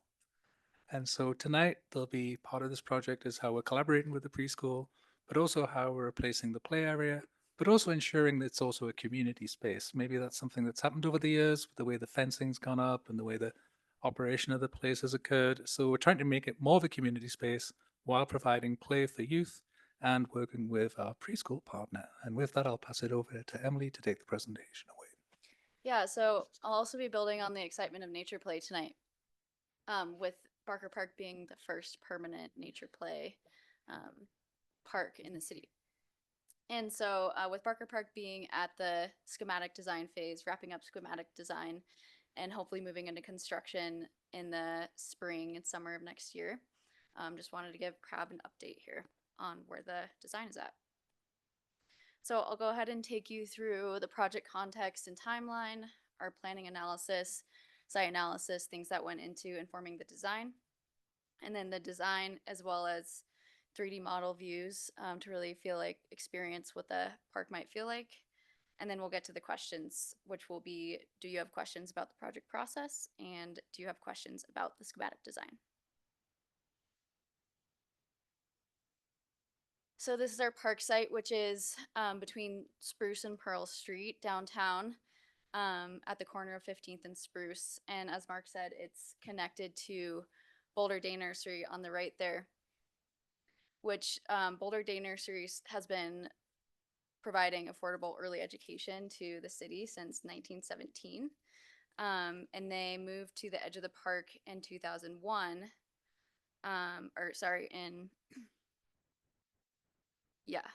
they started leasing part of the park space in 2001 for their outdoor play area. And so this park site is a really unique opportunity for partnership with Boulder Day Nursery. So a little bit more about the project background. This park is a refresh to replace the aging playground, seating and fencing as things reach the end of their life cycle. To reiterate what Mark said, we are looking to make this a vibrant community space, provide sensory-rich nature play, and then build on our partnership with Boulder Day Nursery and build on this opportunity for early education through play in the city of Boulder. Our timeline for the project, we started scoping around this time last year. We kicked it off in February. We went through planning analysis and site analysis. We worked with the community and Boulder Day Nursery over the summer to get feedback, which brought us to our concept design. Now we're in schematic design. We're wrapping up schematic design. We'd like to move into construction documentation at the end of the year and then start construction in the spring of 2026. Okay, so our planning analysis that informed the design. So some of the major factors that came out of site analysis that informed the design: definitely the existing tree canopy, how to preserve the existing canopy and build upon it to create more shade opportunities, building on universal design and accessible play experiences, as well as how to add more seating opportunities and make this a community space, and then balancing the existing flexible park space with the nature play experiences that are going into it. And then lastly, the existing fence. So making this a more welcoming park to the community. The existing fence is chain link and doesn't feel the most welcoming. So really welcoming the community, locals and tourists alike into this park. And then along with site analysis, history going into integrating into the design. So yeah, in 1911, Hannah Barker donated the land for this space, who was a civic leader and one of Boulder's first school teachers. And then in 1929 is when Boulder Day Nursery moved to the park's edge. And like Mark said, we'll be really celebrating a milestone of partnership, 100 years of partnership with Boulder Day Nursery coming up soon in 2029. Lastly, there was some historic operators on this site, the Talmadge and Lilly Livery, who provided stagecoach services and facilities for Teamsters visiting Boulder. And then our community engagement, main public priorities that came out of meetings with Boulder Day Nursery staff and parents, as well as having an open house at the park site. We also did walking field trips with Boulder Day Nursery from Barker Park to the Wildwoods play area to really have parents and students experience what nature play is like. So main priorities: balancing that flexible space with programmed elements, having sensory-rich nature play that's inclusive and universally accessible, increasing shade and seating opportunities, keeping access for people using wheels, dog walkers, diverse users, really integrating nature, art, and history into the space. And then on a more basic level of play, wanting to have swinging, sliding, climbing, and learning opportunities. So all of that going into our design, and I'll start with just a really high level overview of what the space may look like in the future. So there's a line dividing the middle of the diagram, and on the north side of it is the Boulder Day Nursery leased area, where there will be an early childhood nature play focus, so kids 0 to 6, and expanding on that partnership to open this space to the public on evenings and weekends. And then to the south of that line, having that big flexible lawn space, and then an all ages nature play area, as well as big welcoming entries and gateways to the park. And then the dotted line is the proposed circulation, so expanding on the current circulation in the park. So you can kind of start to see how that diagram overlays on the actual schematic design here. The Boulder Day Nursery side to the north, and then that big dynamic nature play zone with the flexible lawn space as well. I'm going to take you through 3D model views of the park, but just a quick overview of thinking about that reverse engineering of the design process that Mark brought up with nature play. How do we look at layers of universal design and accessibility, as well as sensory experiences and the 4 types of play? And this is really just showing all of the types of activities and features in the proposed design, and everything with an asterisk serves accessibility and sensory design. So really just a check and a layer of analysis for us to make sure we're really achieving that goal of having accessibility throughout the park. Similar diagram here, again, analyzing, are we creating a sensory experience that hits the whole spectrum? Feel, touch, smell, hear, even vestibular, which is like moving on a swing or bumping down a pathway in a wheelchair. So just doing this layer of analysis, check, yes, we're hitting this sensory experience in the proposed park design. And then moving to the 4 types of play, again, there's 4 different symbols representing the 4 different types of play. And you can see all 4 symbols are used throughout the park, and so we're making sure that we're capturing all 4 types of play in our proposed design. Okay, moving into the actual park design. Here's our 3D model. Starting to see, so we're looking from the entrance of Spruce and 15th, starting to see that flexible lawn in the foreground, the dynamic nature play area in the background, and then the fencing dividing the BDN side from the public side. So we'll kind of take a walk through the park here. This is our welcoming gateway entering from Spruce and 15th, walking onto that flexible lawn space, starting to see that dynamic log type of climbing feature in the background. And then on the bottom, a closer look at that play feature. So kids can climb on that sideways log on the right. There's an accessible swing in the middle, a nest little rope gathering feature on the left side there. So tons of what we would call play value within this log play feature. And then the log shade shelter on the left, there's a sign on it that says the Talmadge and Lilly livery. So really integrating the history of those operators into the space. And then the platform underneath the shade shelter is a great accessibility feature for children experiencing disability to really just have a space to get out on a platform and be able to move around and pivot. And then another look at what's happening here. You can start to see some of our sensory features popping out. The red and blue circles being something called a thunder drum. It kind of like vibrates the ground and you can bang on them and it creates sound and feeling. On the bottom left, there are windpipes that you can stomp on and they make sound, a slapophone that you can play with to create music. There is a accessible sand table that a wheelchair can roll up to on the top left photo there as well. And then major, I guess, features that kids are always a hit with kids, big sand area and a water feature, a water pump that cascades down into the sand area. And then moving to look at the Boulder Day Nursery side for early childhood play and education. A couple of different spaces for different age groups in this area. see-through panels between spaces so kids can watch each other and interact, even though they need to be separated for preschool licensing standards. Things like sensory stations to get more of that sensory experience into the space. There's a slide on the bottom left. You can see a kid at the top of it there, and then an outdoor classroom space as well. So next steps for this project, like we said, we're wrapping up schematic design here, looking to begin construction in April of next year.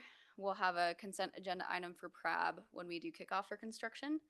And then there will be an opening ceremony that we'd want PRAB invited to, of course, in ideally July of 2026. So with that, I will put it back to you all for questions. Two questions.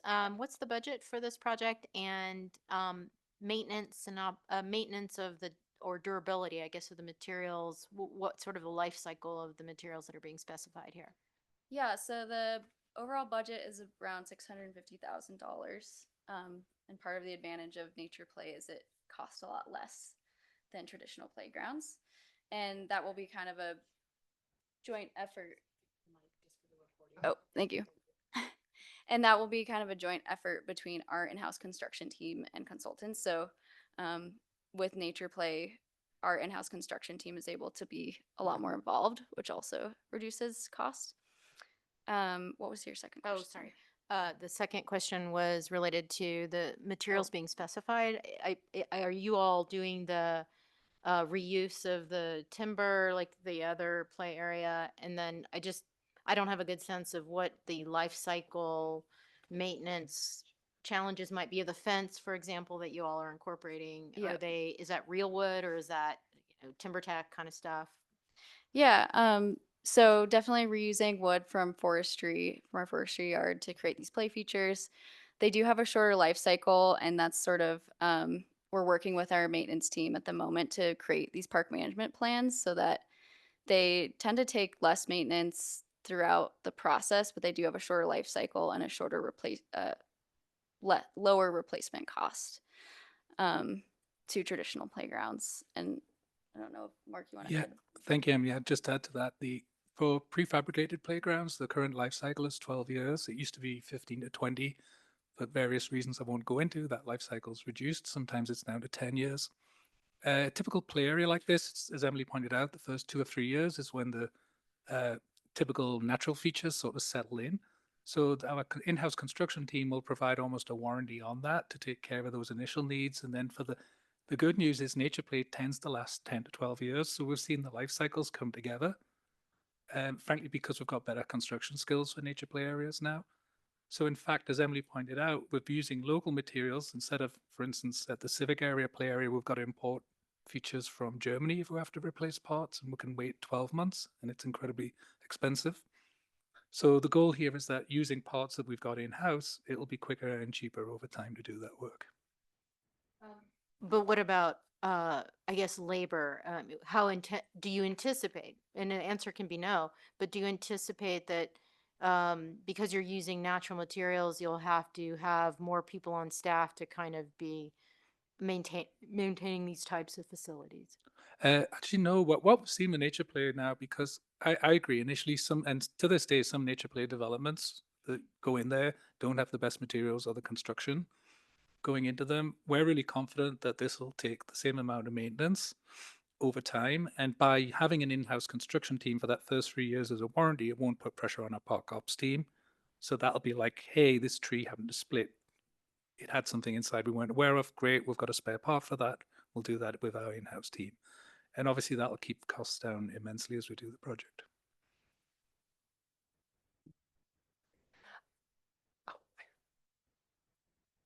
So I can definitely second the fact that the existing park isn't that welcoming.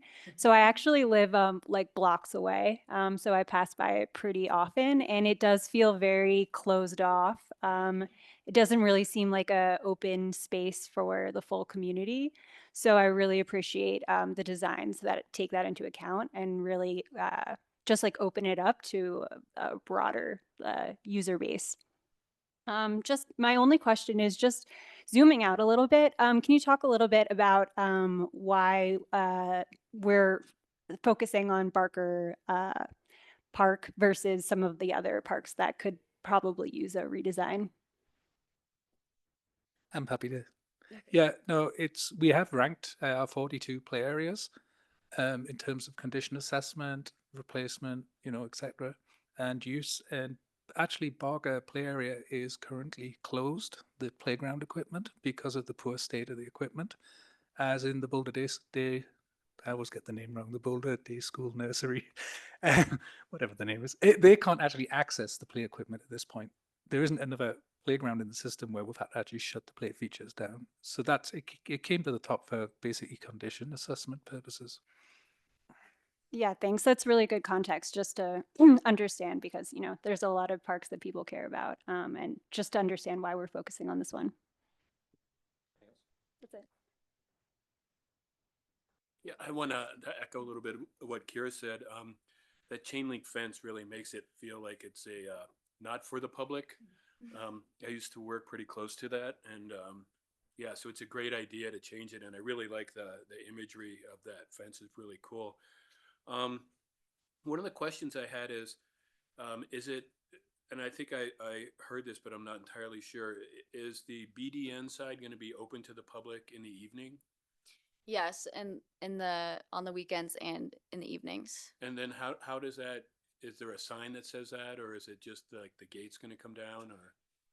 The gates will open and we'll be working on signage to make that very obvious and also marketing that to the community. And BDN is excited to kind of share that message as well with the community. Okay, and then kind of related question, is BDN partnering for some of the enhancements on its side of the fence, or are we doing the whole thing? We are funding most of the enhancements on their side, but they will be maintaining the space for the most part. And that leads me to the third question that I have is, based on my experience, do you anticipate using these like park champions to help with the maintenance? I really enjoyed my experience at the park down here. So. Yes, we are looking to expand the Park Champion program, Nature Play Champs program, to include Barker Park. Great. It's cool. Thank you very much. Yeah, Mike took my first question. But I was wondering about on 15th Street, there was something called like play nodes. Were those kind of like the drum things? Like were those some examples of like what play nodes are or might be? Yeah, like the drums, loose parts like just sticks that kids can like sticks, pine cones, rocks that kids can build with. So some of those fine motor skills. So yeah, just like some of the smaller elements in the park. Okay, great. Yeah, and thank you. I'm always so impressed with these schematic designs. They look great, and I love the thought process put into sort of the 4 types of play and all of the maps showing the different sensory experiences. I think it's really cool, and I just I wish the public knew more, including myself, I suppose, as a member of the public, about the extreme amount of thought that goes into these projects. So thank you. Thank you. Okay, well, thank you, everyone. I don't actually have anything else, so I think we look forward to hearing more. Thanks, everyone. Yep. Thank you. I'm sorry you're not. Yeah. I didn't mean to cut you off. You are certainly welcome to email staff and they can forward questions and answer. Okay.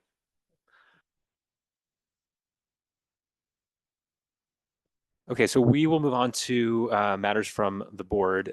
Before we do that, I'm just going to take a quick survey. How's everyone doing? Do we need 5? Do we want to keep rolling? How's our... Okay, let's roll. Okay, so I'm going to just do a little bit of scene setting before we get into the discussion about our memo. And I'm going to start by just apologizing for emailing everyone to abruptly change direction from what we talked about at our last meeting, and then subsequently asking Clarissa to email y'all. So I realize there's been a lot of offline discussion of this, which is not typically how we do business. So I hope that we can understand where that came from and then move forward in the next little bit. Okay, at our October meeting, we tasked Jenny to write a letter that would be a memo from our board to the city council suggesting they take a hard look at how to address South Boulder Rec Center during their winter retreat, which is coming up soon. Although I think we all agreed to that in the meeting, it didn't sit well with me when I went home that night, and I was thinking more about it and trying to think more about like, okay, if we're going to ask City Council for the one thing that we really want them to be thinking about to address the Parks Department's greatest needs in their next year of legislative work, is that South Boulder Rec, or is that something else? And as you all know from my many emails, like what I came to is that there's a funding gap that we need to address, and we cannot do it in this room. We need the City Council to intervene. There are two potential options they have many options. One easy one would be to ask the voters to expand the use of the Permanent Parks and Recreation Fund. That's an existing fund that exists for the acquisition and development of new parks. So expanding an existing fund to allow its use for operations could be a way to help bridge a lot of our funding gap. Another would be to increase the mill levy, which would have the net effect of increasing property taxes. Of course, living under Tabor, that has to go, either of these things has to go to the voter. So that was my proposal. I sent it to all of you. Yvonne got back to me and said, I really think it's important that we use SPRC as an example of what happens when we don't have proper funding. So what you have in your packet today and printed out in front of you is a draft letter that that Yvonne contributed to. Thank you, Yvonne.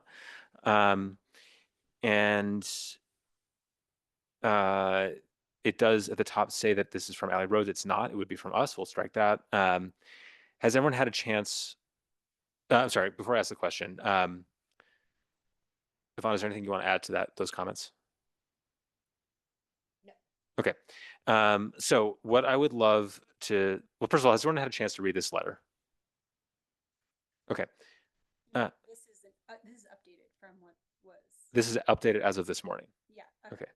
But not since this morning. Got it. Okay. Okay. So my hope is that we can talk about this as needed and then vote up or down on it. Do we want to send this to City Council? I think it's a little bit too late for us to just change our minds and say, actually, we really want to send a letter to City Council about Eurasian milfoil. That ship has sailed, I'm sorry. So, okay, with that said, let's chat about, do we want to make this our one issue that we send to City Council? And I guess, Yvonne, I'll start with you. What do you think? I support the letter, and I appreciate very much the collaboration on the back end to adding South Boulder Rec Center as sort of the poster child for why we need more funding. I think absolutely I support that. I have questions though, and I don't know if you want to do that now. I have question, not that I'm good with the letter. So, but I'm good with the letter overall. I just have questions, like the questions that I emailed you and said, I still have questions. Okay, let's say that. Let's address the letter. Okay. Then we'll move into other matters. Sure. Okay, so then, but it's not really other matters. It's kind of related. Like what I don't fully understand is, I guess maybe we hear from staff, does staff have any sense, or do you have any sense whether or not there's an appetite for City Council to expand the use for the PPRF, or is that what it's called? PPRF? Yeah. Because just offline conversations, it sounded like there was this Fund Our Future pathway, and maybe there's concern around putting out to the voters multiple asks. So I have some clarity around that. Okay, so my understanding is that the PPRF is something that City Council addressed earlier this year, and they opted not to put it on the ballot this year because, for reasons I don't know. However, the City Council, both as it was 2 months ago and as it will be in next month, are well aware of the funding challenges, and they will be talking about the Fund Our Future ballot measure. And expanding the PPRF can be part of that conversation, can and should be part of that conversation. Okay. Yeah. Allie, do you want to add anything to that? How much is in that fund too? Well, you I'll could just share? clarify that I could never speak on behalf of city council. Of course. And I'm not, but here's my perspective both on, I'll just share a little bit about the conversation in April and May. So as I think you all are aware, this council on their 2-year work plan prioritized a long-term funding strategy. And so in April and May, the city council's financial strategy committee and staff from the central finance office, our chief financial officer, had brought to council several options to explore to address the structural imbalance the city has between the expenses that are doing this and revenues that are doing this. There were a myriad of options there that they explored, and then they eventually pulled some of them. The idea of expanding the permanent Parks and Recreation Fund was explored as a public realm tax. I've heard members of council say the polling was not done in a way that they thought was very helpful. It didn't poll very well. I forget what the numbers were. They weren't awful, but they're not the numbers we like when we're going to put something on a ballot. And then there were other questions around just the mix of property taxes. And so they decided to hold that item and move forward with what just passed by over 70% approval with voter holders, the extension in perpetuity of CCRS and allowing to bond against it. That's a tool that I believe they consider as remaining in their tool belt as a method for addressing the long-term financial strategy. So Fund Our Future is a community engagement conversation. It's not a strategy. Fund Our Future is the name for the conversation that is being outlined to have with the community in the first months of 2026. That's when we intend to go to the community and say, here are all the needs. Here are all the things that are happening that we hear you want more, or we have these fire stations that are falling apart. We have this public safety building that is falling apart. We have the South Boulder Recreation Center that is falling apart. There are more needs than there are in current funding. And so the question is going to be, what is most important to you? And are you willing to pay for those things? And that's the conversation. And so just to build on what Bernie said, what I believe is that one does not preclude the other, because one is a conversation about the challenges and one is a potential solution. Does anybody know how much is in the PPRF? I can tell you that when you say how much is in it, do you mean how much money does it generate every year for the department? Is that your question? Yeah, I guess that's a better question. Yeah, so the funding, I just want to flip to and give an exact number. The number that is coming to my head is between $4 and $5 million a year. But I think it's a little more than that, and I'm going to grab you the exact number. The number that was explored for an increase was a 1.3 mil increase, which would have brought in an additional $7 million a year for expanded uses to address in the public realm. And I'm going to grab the current number. Just give me 30 seconds to find it.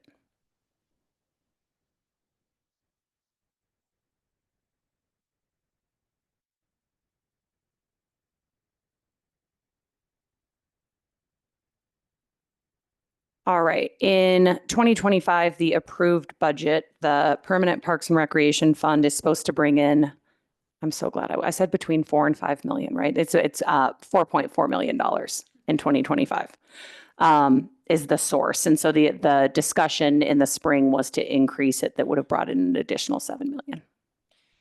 So, okay. And I think Jenny had asked, I'm not speaking for Jenny here, but I think Jenny had asked, there was a question around if we somehow, like, I guess consequences, like if for some reason we get approval, voters say you can use this fund for not only land acquisition, but for maintenance and operations of parks, amenities, and facilities. Is there any, I guess, risk? And I'm not saying Jenny said this, so let me take that off completely. Just, is there any risk on if somehow we're using the funds for maintenance and operations of facilities and amenities? Could that fund somehow impact development, or I guess that's kind of the question are there any risks for doing this? So Jenny and I went back and forth about this letter a little bit, and she was supportive of asking City Council to expand PPRF. there was a sentence in the original version of this letter that she found a little bit confusing, and she thought there's a sense that might imply that we could sell off parkland for development of homes or commercial, which was not the intention. So I did rewrite that sentence. All right, so so that answers my question. Thank you for that explanation. Can we talk a little bit about the mill levy? I'm sorry, I'm not as conversant about that, but what were the challenges or opportunities with that?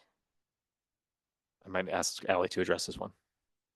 I'm going to speak at a very, very high level, and then we can certainly come back to the PRAB, or it would be part of the conversation if and when City Council discusses this in 2026. I would say at the very highest of levels, the city is overly reliant on sales tax for funding most of our operations. We have a higher mix of sales tax than most of our other benchmark communities. Sales tax is also seen as regressive because it disproportionately impacts people. It's not means tested.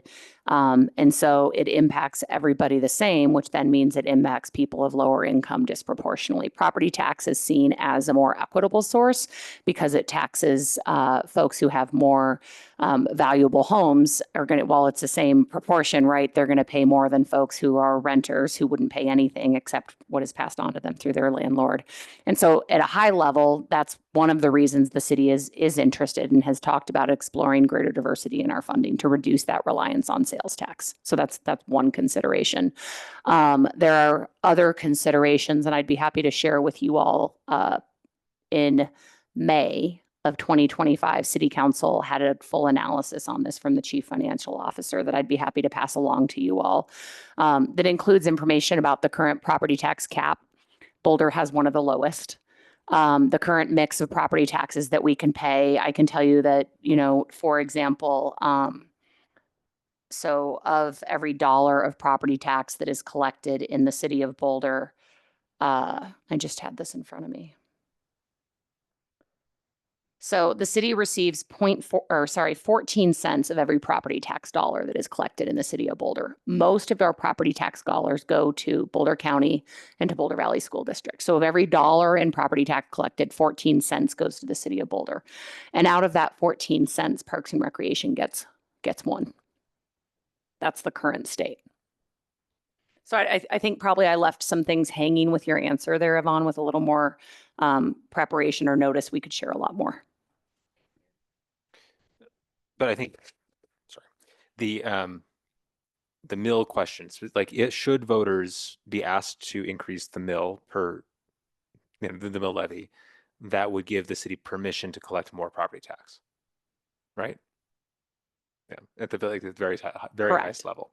Yeah, and so that is one potential funding mechanism. The objection we heard from the public earlier, I don't want to misstate him, but I think he was saying he was opposed to it because he was saying that puts an additional burden on current residents in Boulder who are already struggling to, just make ends meet. And that what I heard, tell me if I heard it wrong, but what I heard was that it puts a burden on people who are already here, who may own property, and, you're just putting more on us. Am I right? That's what I heard too. And I think we could safely assume that a lot of homeowners would feel that way. Property taxes in Colorado are third lowest in the nation, and we get a lot of value for our tax dollars. I'm a homeowner. I would be glad to pay more if it meant that I had an amazing rec center on the other side of the neighborhood. That's just me. I will say we also heard that in the comment. It was, I don't want to pay more in taxes, but I really care about the South Boulder Rec Center. So those two things are truly at odds with each other, and we have to consider all the different options in order to fund South Boulder Rec Center.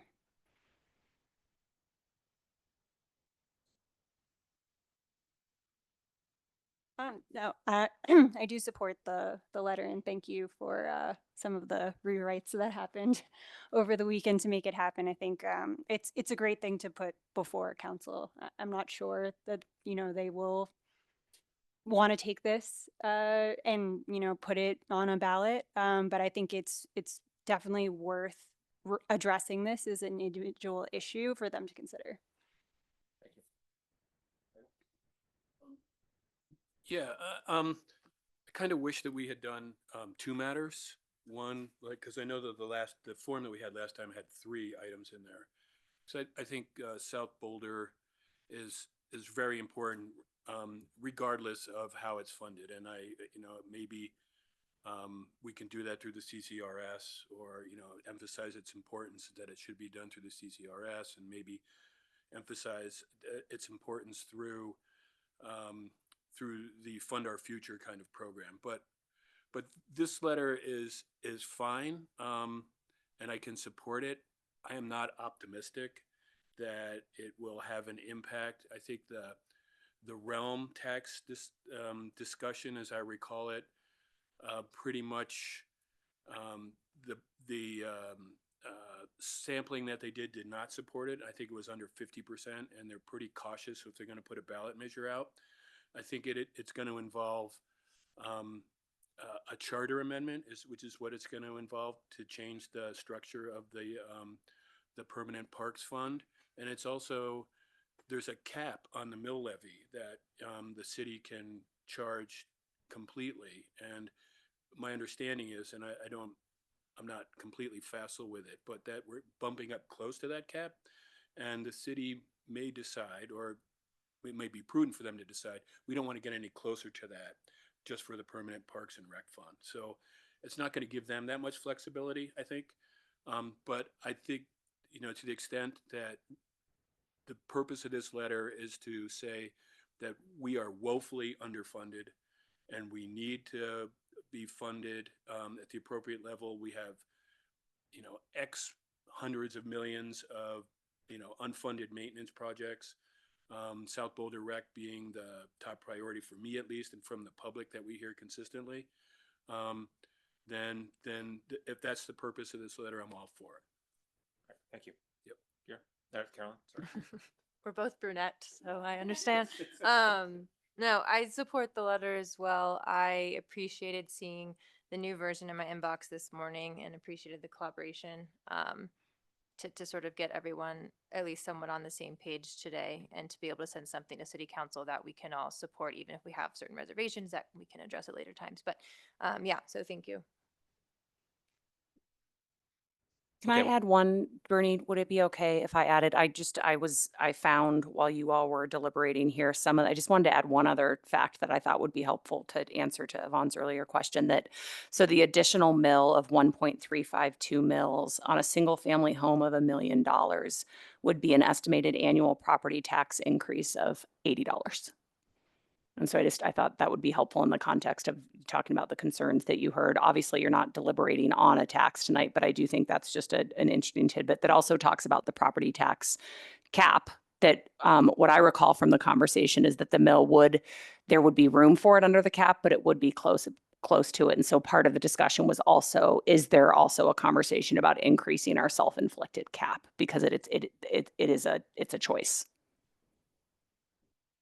Okay, thanks everybody. I would like to ask everyone I'd like to ask for a motion to approve sending this memo to the City Council. Okay, and a second? Kira? Okay, all in favor? Raise your hands. Aye. Okay, wonderful. So motion passes. We will remove Ali's name from this letter and then send it to City Council. Yes. Okay, good. And then we are now just into matters from the board. So if anyone has any other parks matters that they'd like to talk to us about, we can do that now. Caroline, I'll start with you. The only thing I have to say is that Tom Watson is just bumping these days. I know it's always bumping, but I've been out the last couple weekends and it's just great to see, and I'm excited for the improvements that are going to be made there and just make it an even more inclusive and welcoming space. I just want to thank Scott and Clarissa for the hat. So thank you very much. It was well earned, I understand.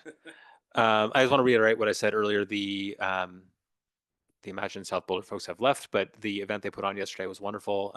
Very well attended. It was nice to see so much excitement about SBRC having its sort of full reopening, certainly. So the weather has been unusually very nice.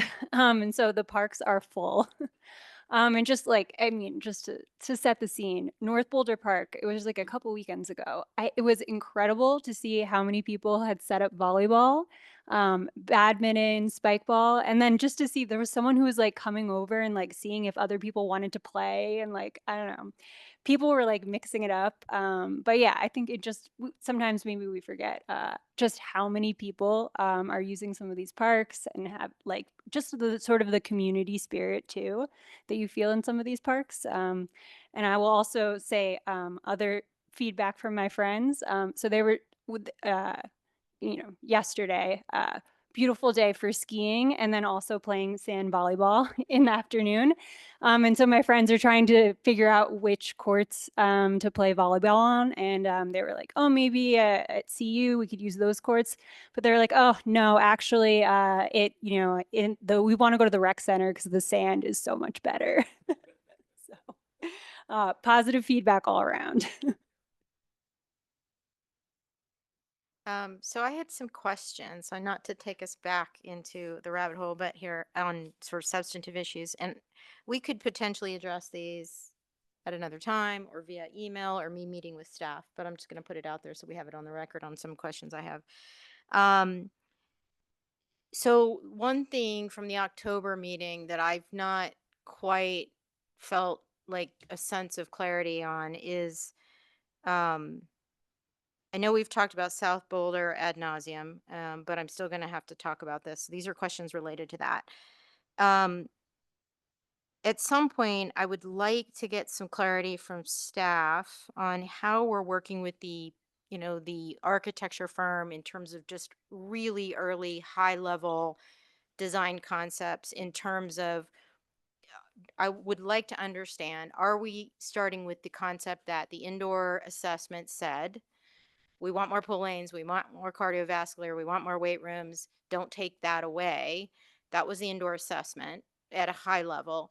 So can we all sort of start from that point that South Boulder Rec Center, whenever it is built and whenever it is funded, will it include pool lanes? Because there has been some conversations offline about a potential water feature using that sort of phraseology. And a water feature is not pool lanes. And so I'm concerned that from the get-go, we're starting kind of in this position of South Boulder Rec Center's going to get built, but we don't know if a pool is going to be included. I'd like to start with it's going to have a pool. Now we got to figure out how we're going to afford it, how long it's going to take, how do we, shape the budget to maximize the facility for all of the city of Boulder. So that's question number one is it going to have swim lanes? And I'd like to get some clarity around that. We can either answer that today or we can table that. Why don't you just go through your questions? Okay. So that's one question. The second question is if someone could offer some clarity on the CIP list. And I apologize that I don't understand this. Maybe I haven't done enough homework, but I understand the CIP as this is once you get a project on the 6-year CIP list, you're now sort of in the queue for city council to prioritize that project, to start figuring out how we're going to afford it, what pools of funding we're going to access to move it along in that 6-year process. I don't understand, number one, is South Boulder on the list? Because I don't think it is. Maybe I'm wrong. If it is on the list, great. If it's not, what does the process look like for us to get it on the list so that it can at least be in the 6-year queue? That's just sort of a basic question I would like to get answered. Third question is around the East Boulder Rec Center investments that are sort of being discussed or being conceptually designed. Is the 53 or thereabouts money that has already been approved by the voters to utilize in maintenance of our infrastructure and facilities, is that 53 million, is it only for East Boulder Rec Center or is it for firehouses? Can someone just clarify what's happening behind the scenes with East Boulder Rec Center in terms of improving it? What's on the table? How much is that going to cost? Just give me some clarity around on around that, because I think there's a lot of folks confused in the community on why East Boulder Rec Center might be invested in prior to South Boulder. And so I just want to make sure we all understand what's on the table, as to be as transparent as possible. What's on the table for investment in East? How much are we talking about spending? Because the last meeting left me concerned that I believe it was the director of facilities had said, back of the napkin, in order to bring East Boulder Rec Center up to energy code, it's going to cost the full 53 million. Maybe I misunderstood that, but that's what I heard, and it was alarming to me. And in this financial environment, I think what we heard from the city council in the May meeting, it's going to be a stressful 2026. I don't think 2026 is going to get better. At least that's not what people are expecting. So it's not, in my opinion, as a steward of the taxpayers' dollars, it's not, in my opinion, prudent to be investing tens of millions of dollars to bring one facility up to code when we've got so many other programmatic needs that need to be addressed that potentially are more of a priority for our taxpayers. And those are my questions. Thank you. Okay, Ivana, I want to make sure I heard you. You asked, when we get into the design process for South Boulder, can we start with the assumption that we'll have a lap pool? You asked, how was a project get onto the CIP list, and what exactly does it mean to be on the CIP list, right? Are the funds that have been approved for East Boulder constricted to that project, or can they be used for other things? And will the price tag for that renovation cost the entire $53 million that have been allocated? Okay. Allie, are there any of those questions that you want to answer tonight? Yes, I think the second and the third ones have easy answers, and the first one does not have an answer at this point. And so I'll come back to that. So I want to explain something on the 6-year CIP that maybe we don't do a good job of when we spend those several months talking about the CIP in June, July, and August. So when the capital improvement program is approved, it is a 6-year projection. Only the first year of funds are actually appropriated when the budget is approved, meaning the money is put into an account, it is allocated for a project, and the decision is made. Everything else is a projection based on what we know about condition of the system, what we know about community needs. It all starts with the 2022 Parks and Recreation Plan. And so that's how the CIP is developed. The out years are flexible because they do adjust based upon available funding, based upon emerging needs. If something breaks in the system, for example, like we've reprioritized a parking lot to fund the recent $2 million we spent at the South Boulder Recreation Center. So there are now unfunded needs at Pleasant View Soccer Complex. There's no extra money, right? So when we made that decision, we defunded another project to give us more time to figure out South. The South Boulder Recreation Center is not on the CIP because, as we said in the 2022 Parks and Recreation Plan, as we've queued up with City Council's prioritization of the long-term financial strategy, there are not funds in the budget to build a brand new building. And that is the need. And East was prioritized by both City Council and the Boulder voters in 2021 because it is a candidate for a renovation. The building systems need modernization. The building is intact. And so both City Council and the Boulder voters, with approving that round of CCRS in 2021, and that funding then was allocated in the CIP. And that's why I had made the comment, it was hard to be virtual, but that it's not up for relitigation. That project is in the pipeline. We've now spent the money on the design, and we want to catch it before we're in the state that we are in at South. So imagine if we decided to relitigate that at City Council, which they would not. It's against their policy, their rules of procedure, I think they call it. If they chose to relitigate that and we didn't make those improvements, we don't have a backup for when there's a replacement to address recreation in South Boulder. And so I'll just share that one of the talking points we've had for a couple of years now about East. And so I have heard, I think sometimes election season can contribute to messages getting muddy, and there've been differing opinions about what should happen at East. But our message has been pretty clear and consistent, and I'm happy to work with Yvonne and Ryan and the folks in Save South Boulder to make sure it stays really clear that East was prioritized by both City Council and the community. And certainly I understand that neighbors of South Boulder or others might not be pleased about that decision or wish a different one had been made, but that is where it's at. So I think, so I've addressed the CIP. And Sorry, I'm sorry. Can I ask one more question on that? So you're saying that the ballot measure that said, and I don't have the language in front of me. I wish I did, sorry. But you're saying the ballot measure where voters approved, where it said such as, or it referred to East Boulder Rec Center and other fire stations, et cetera, that it has to be used only for East Boulder Rec Center? I'm saying that was a project that was, the language such as does not mean it's legally tied to East, whereas if it would, there's other ballot language that say it is legally tied. You wouldn't have to go back to the voters to make that decision. We think it would be a credibility concern when you've advertised a ballot measure and given examples of projects to then not fund those projects. And again, City Council has approved it not only in the ballot language for 2021, but then in appropriating the CIP. So how much at this point is being dedicated for whatever these modernization investments are going to be just for East Boulder? I don't understand your question. I'm confused about the 53 million. Is that, or what thereabouts, maybe it's 52 point something million. Is that money you're saying has already been, that whole fund of 52 plus million is going to be invested in East Boulder Rec Center? Correct. And because your feeling is at this point, it's already been, the language is out there, the voters already, because it was listed in the sort of potential projects, it has to be spent on East Boulder and can't be spent on North or South, right? Is that what I'm hearing you say? I would suggest it's more than a feeling. It's also supported by the council actions, the multiple actions that appropriated the funding for the project.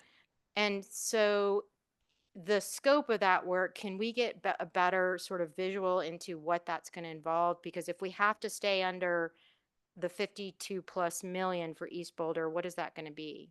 So I think the best way to answer that and come back to the first question that I don't have an answer to is that with the voter approval of the CCRS last week, what I believe is going to happen is that the facilities team is prioritizing taking a look at both East and the plan for all 3 recreation centers over the next 5 to 7 years.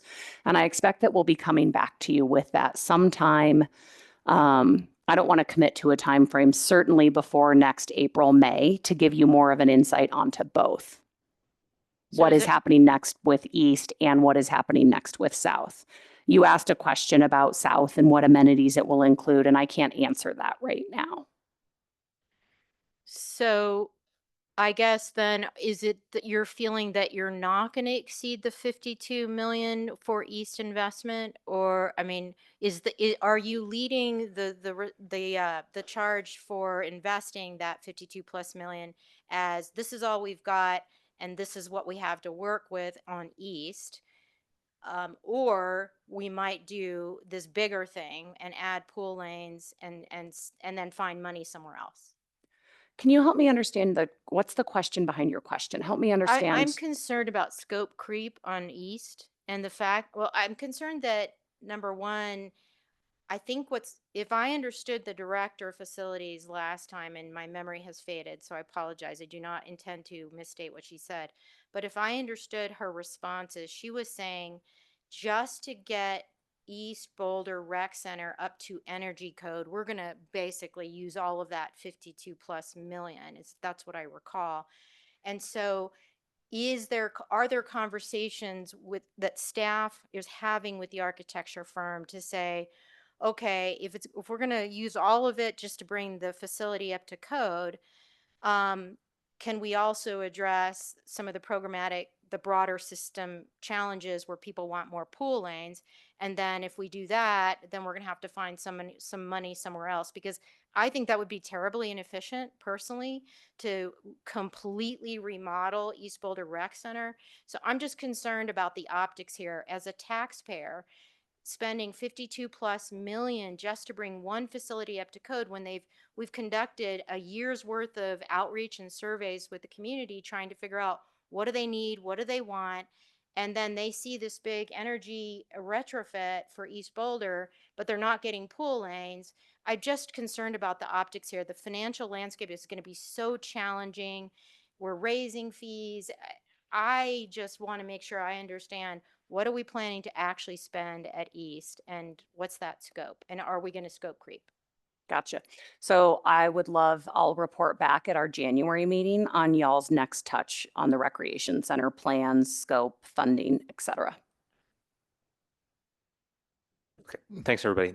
Since we did get into substance, I feel compelled to ask, does anyone have any questions on this topic? I don't. Okay, Caroline?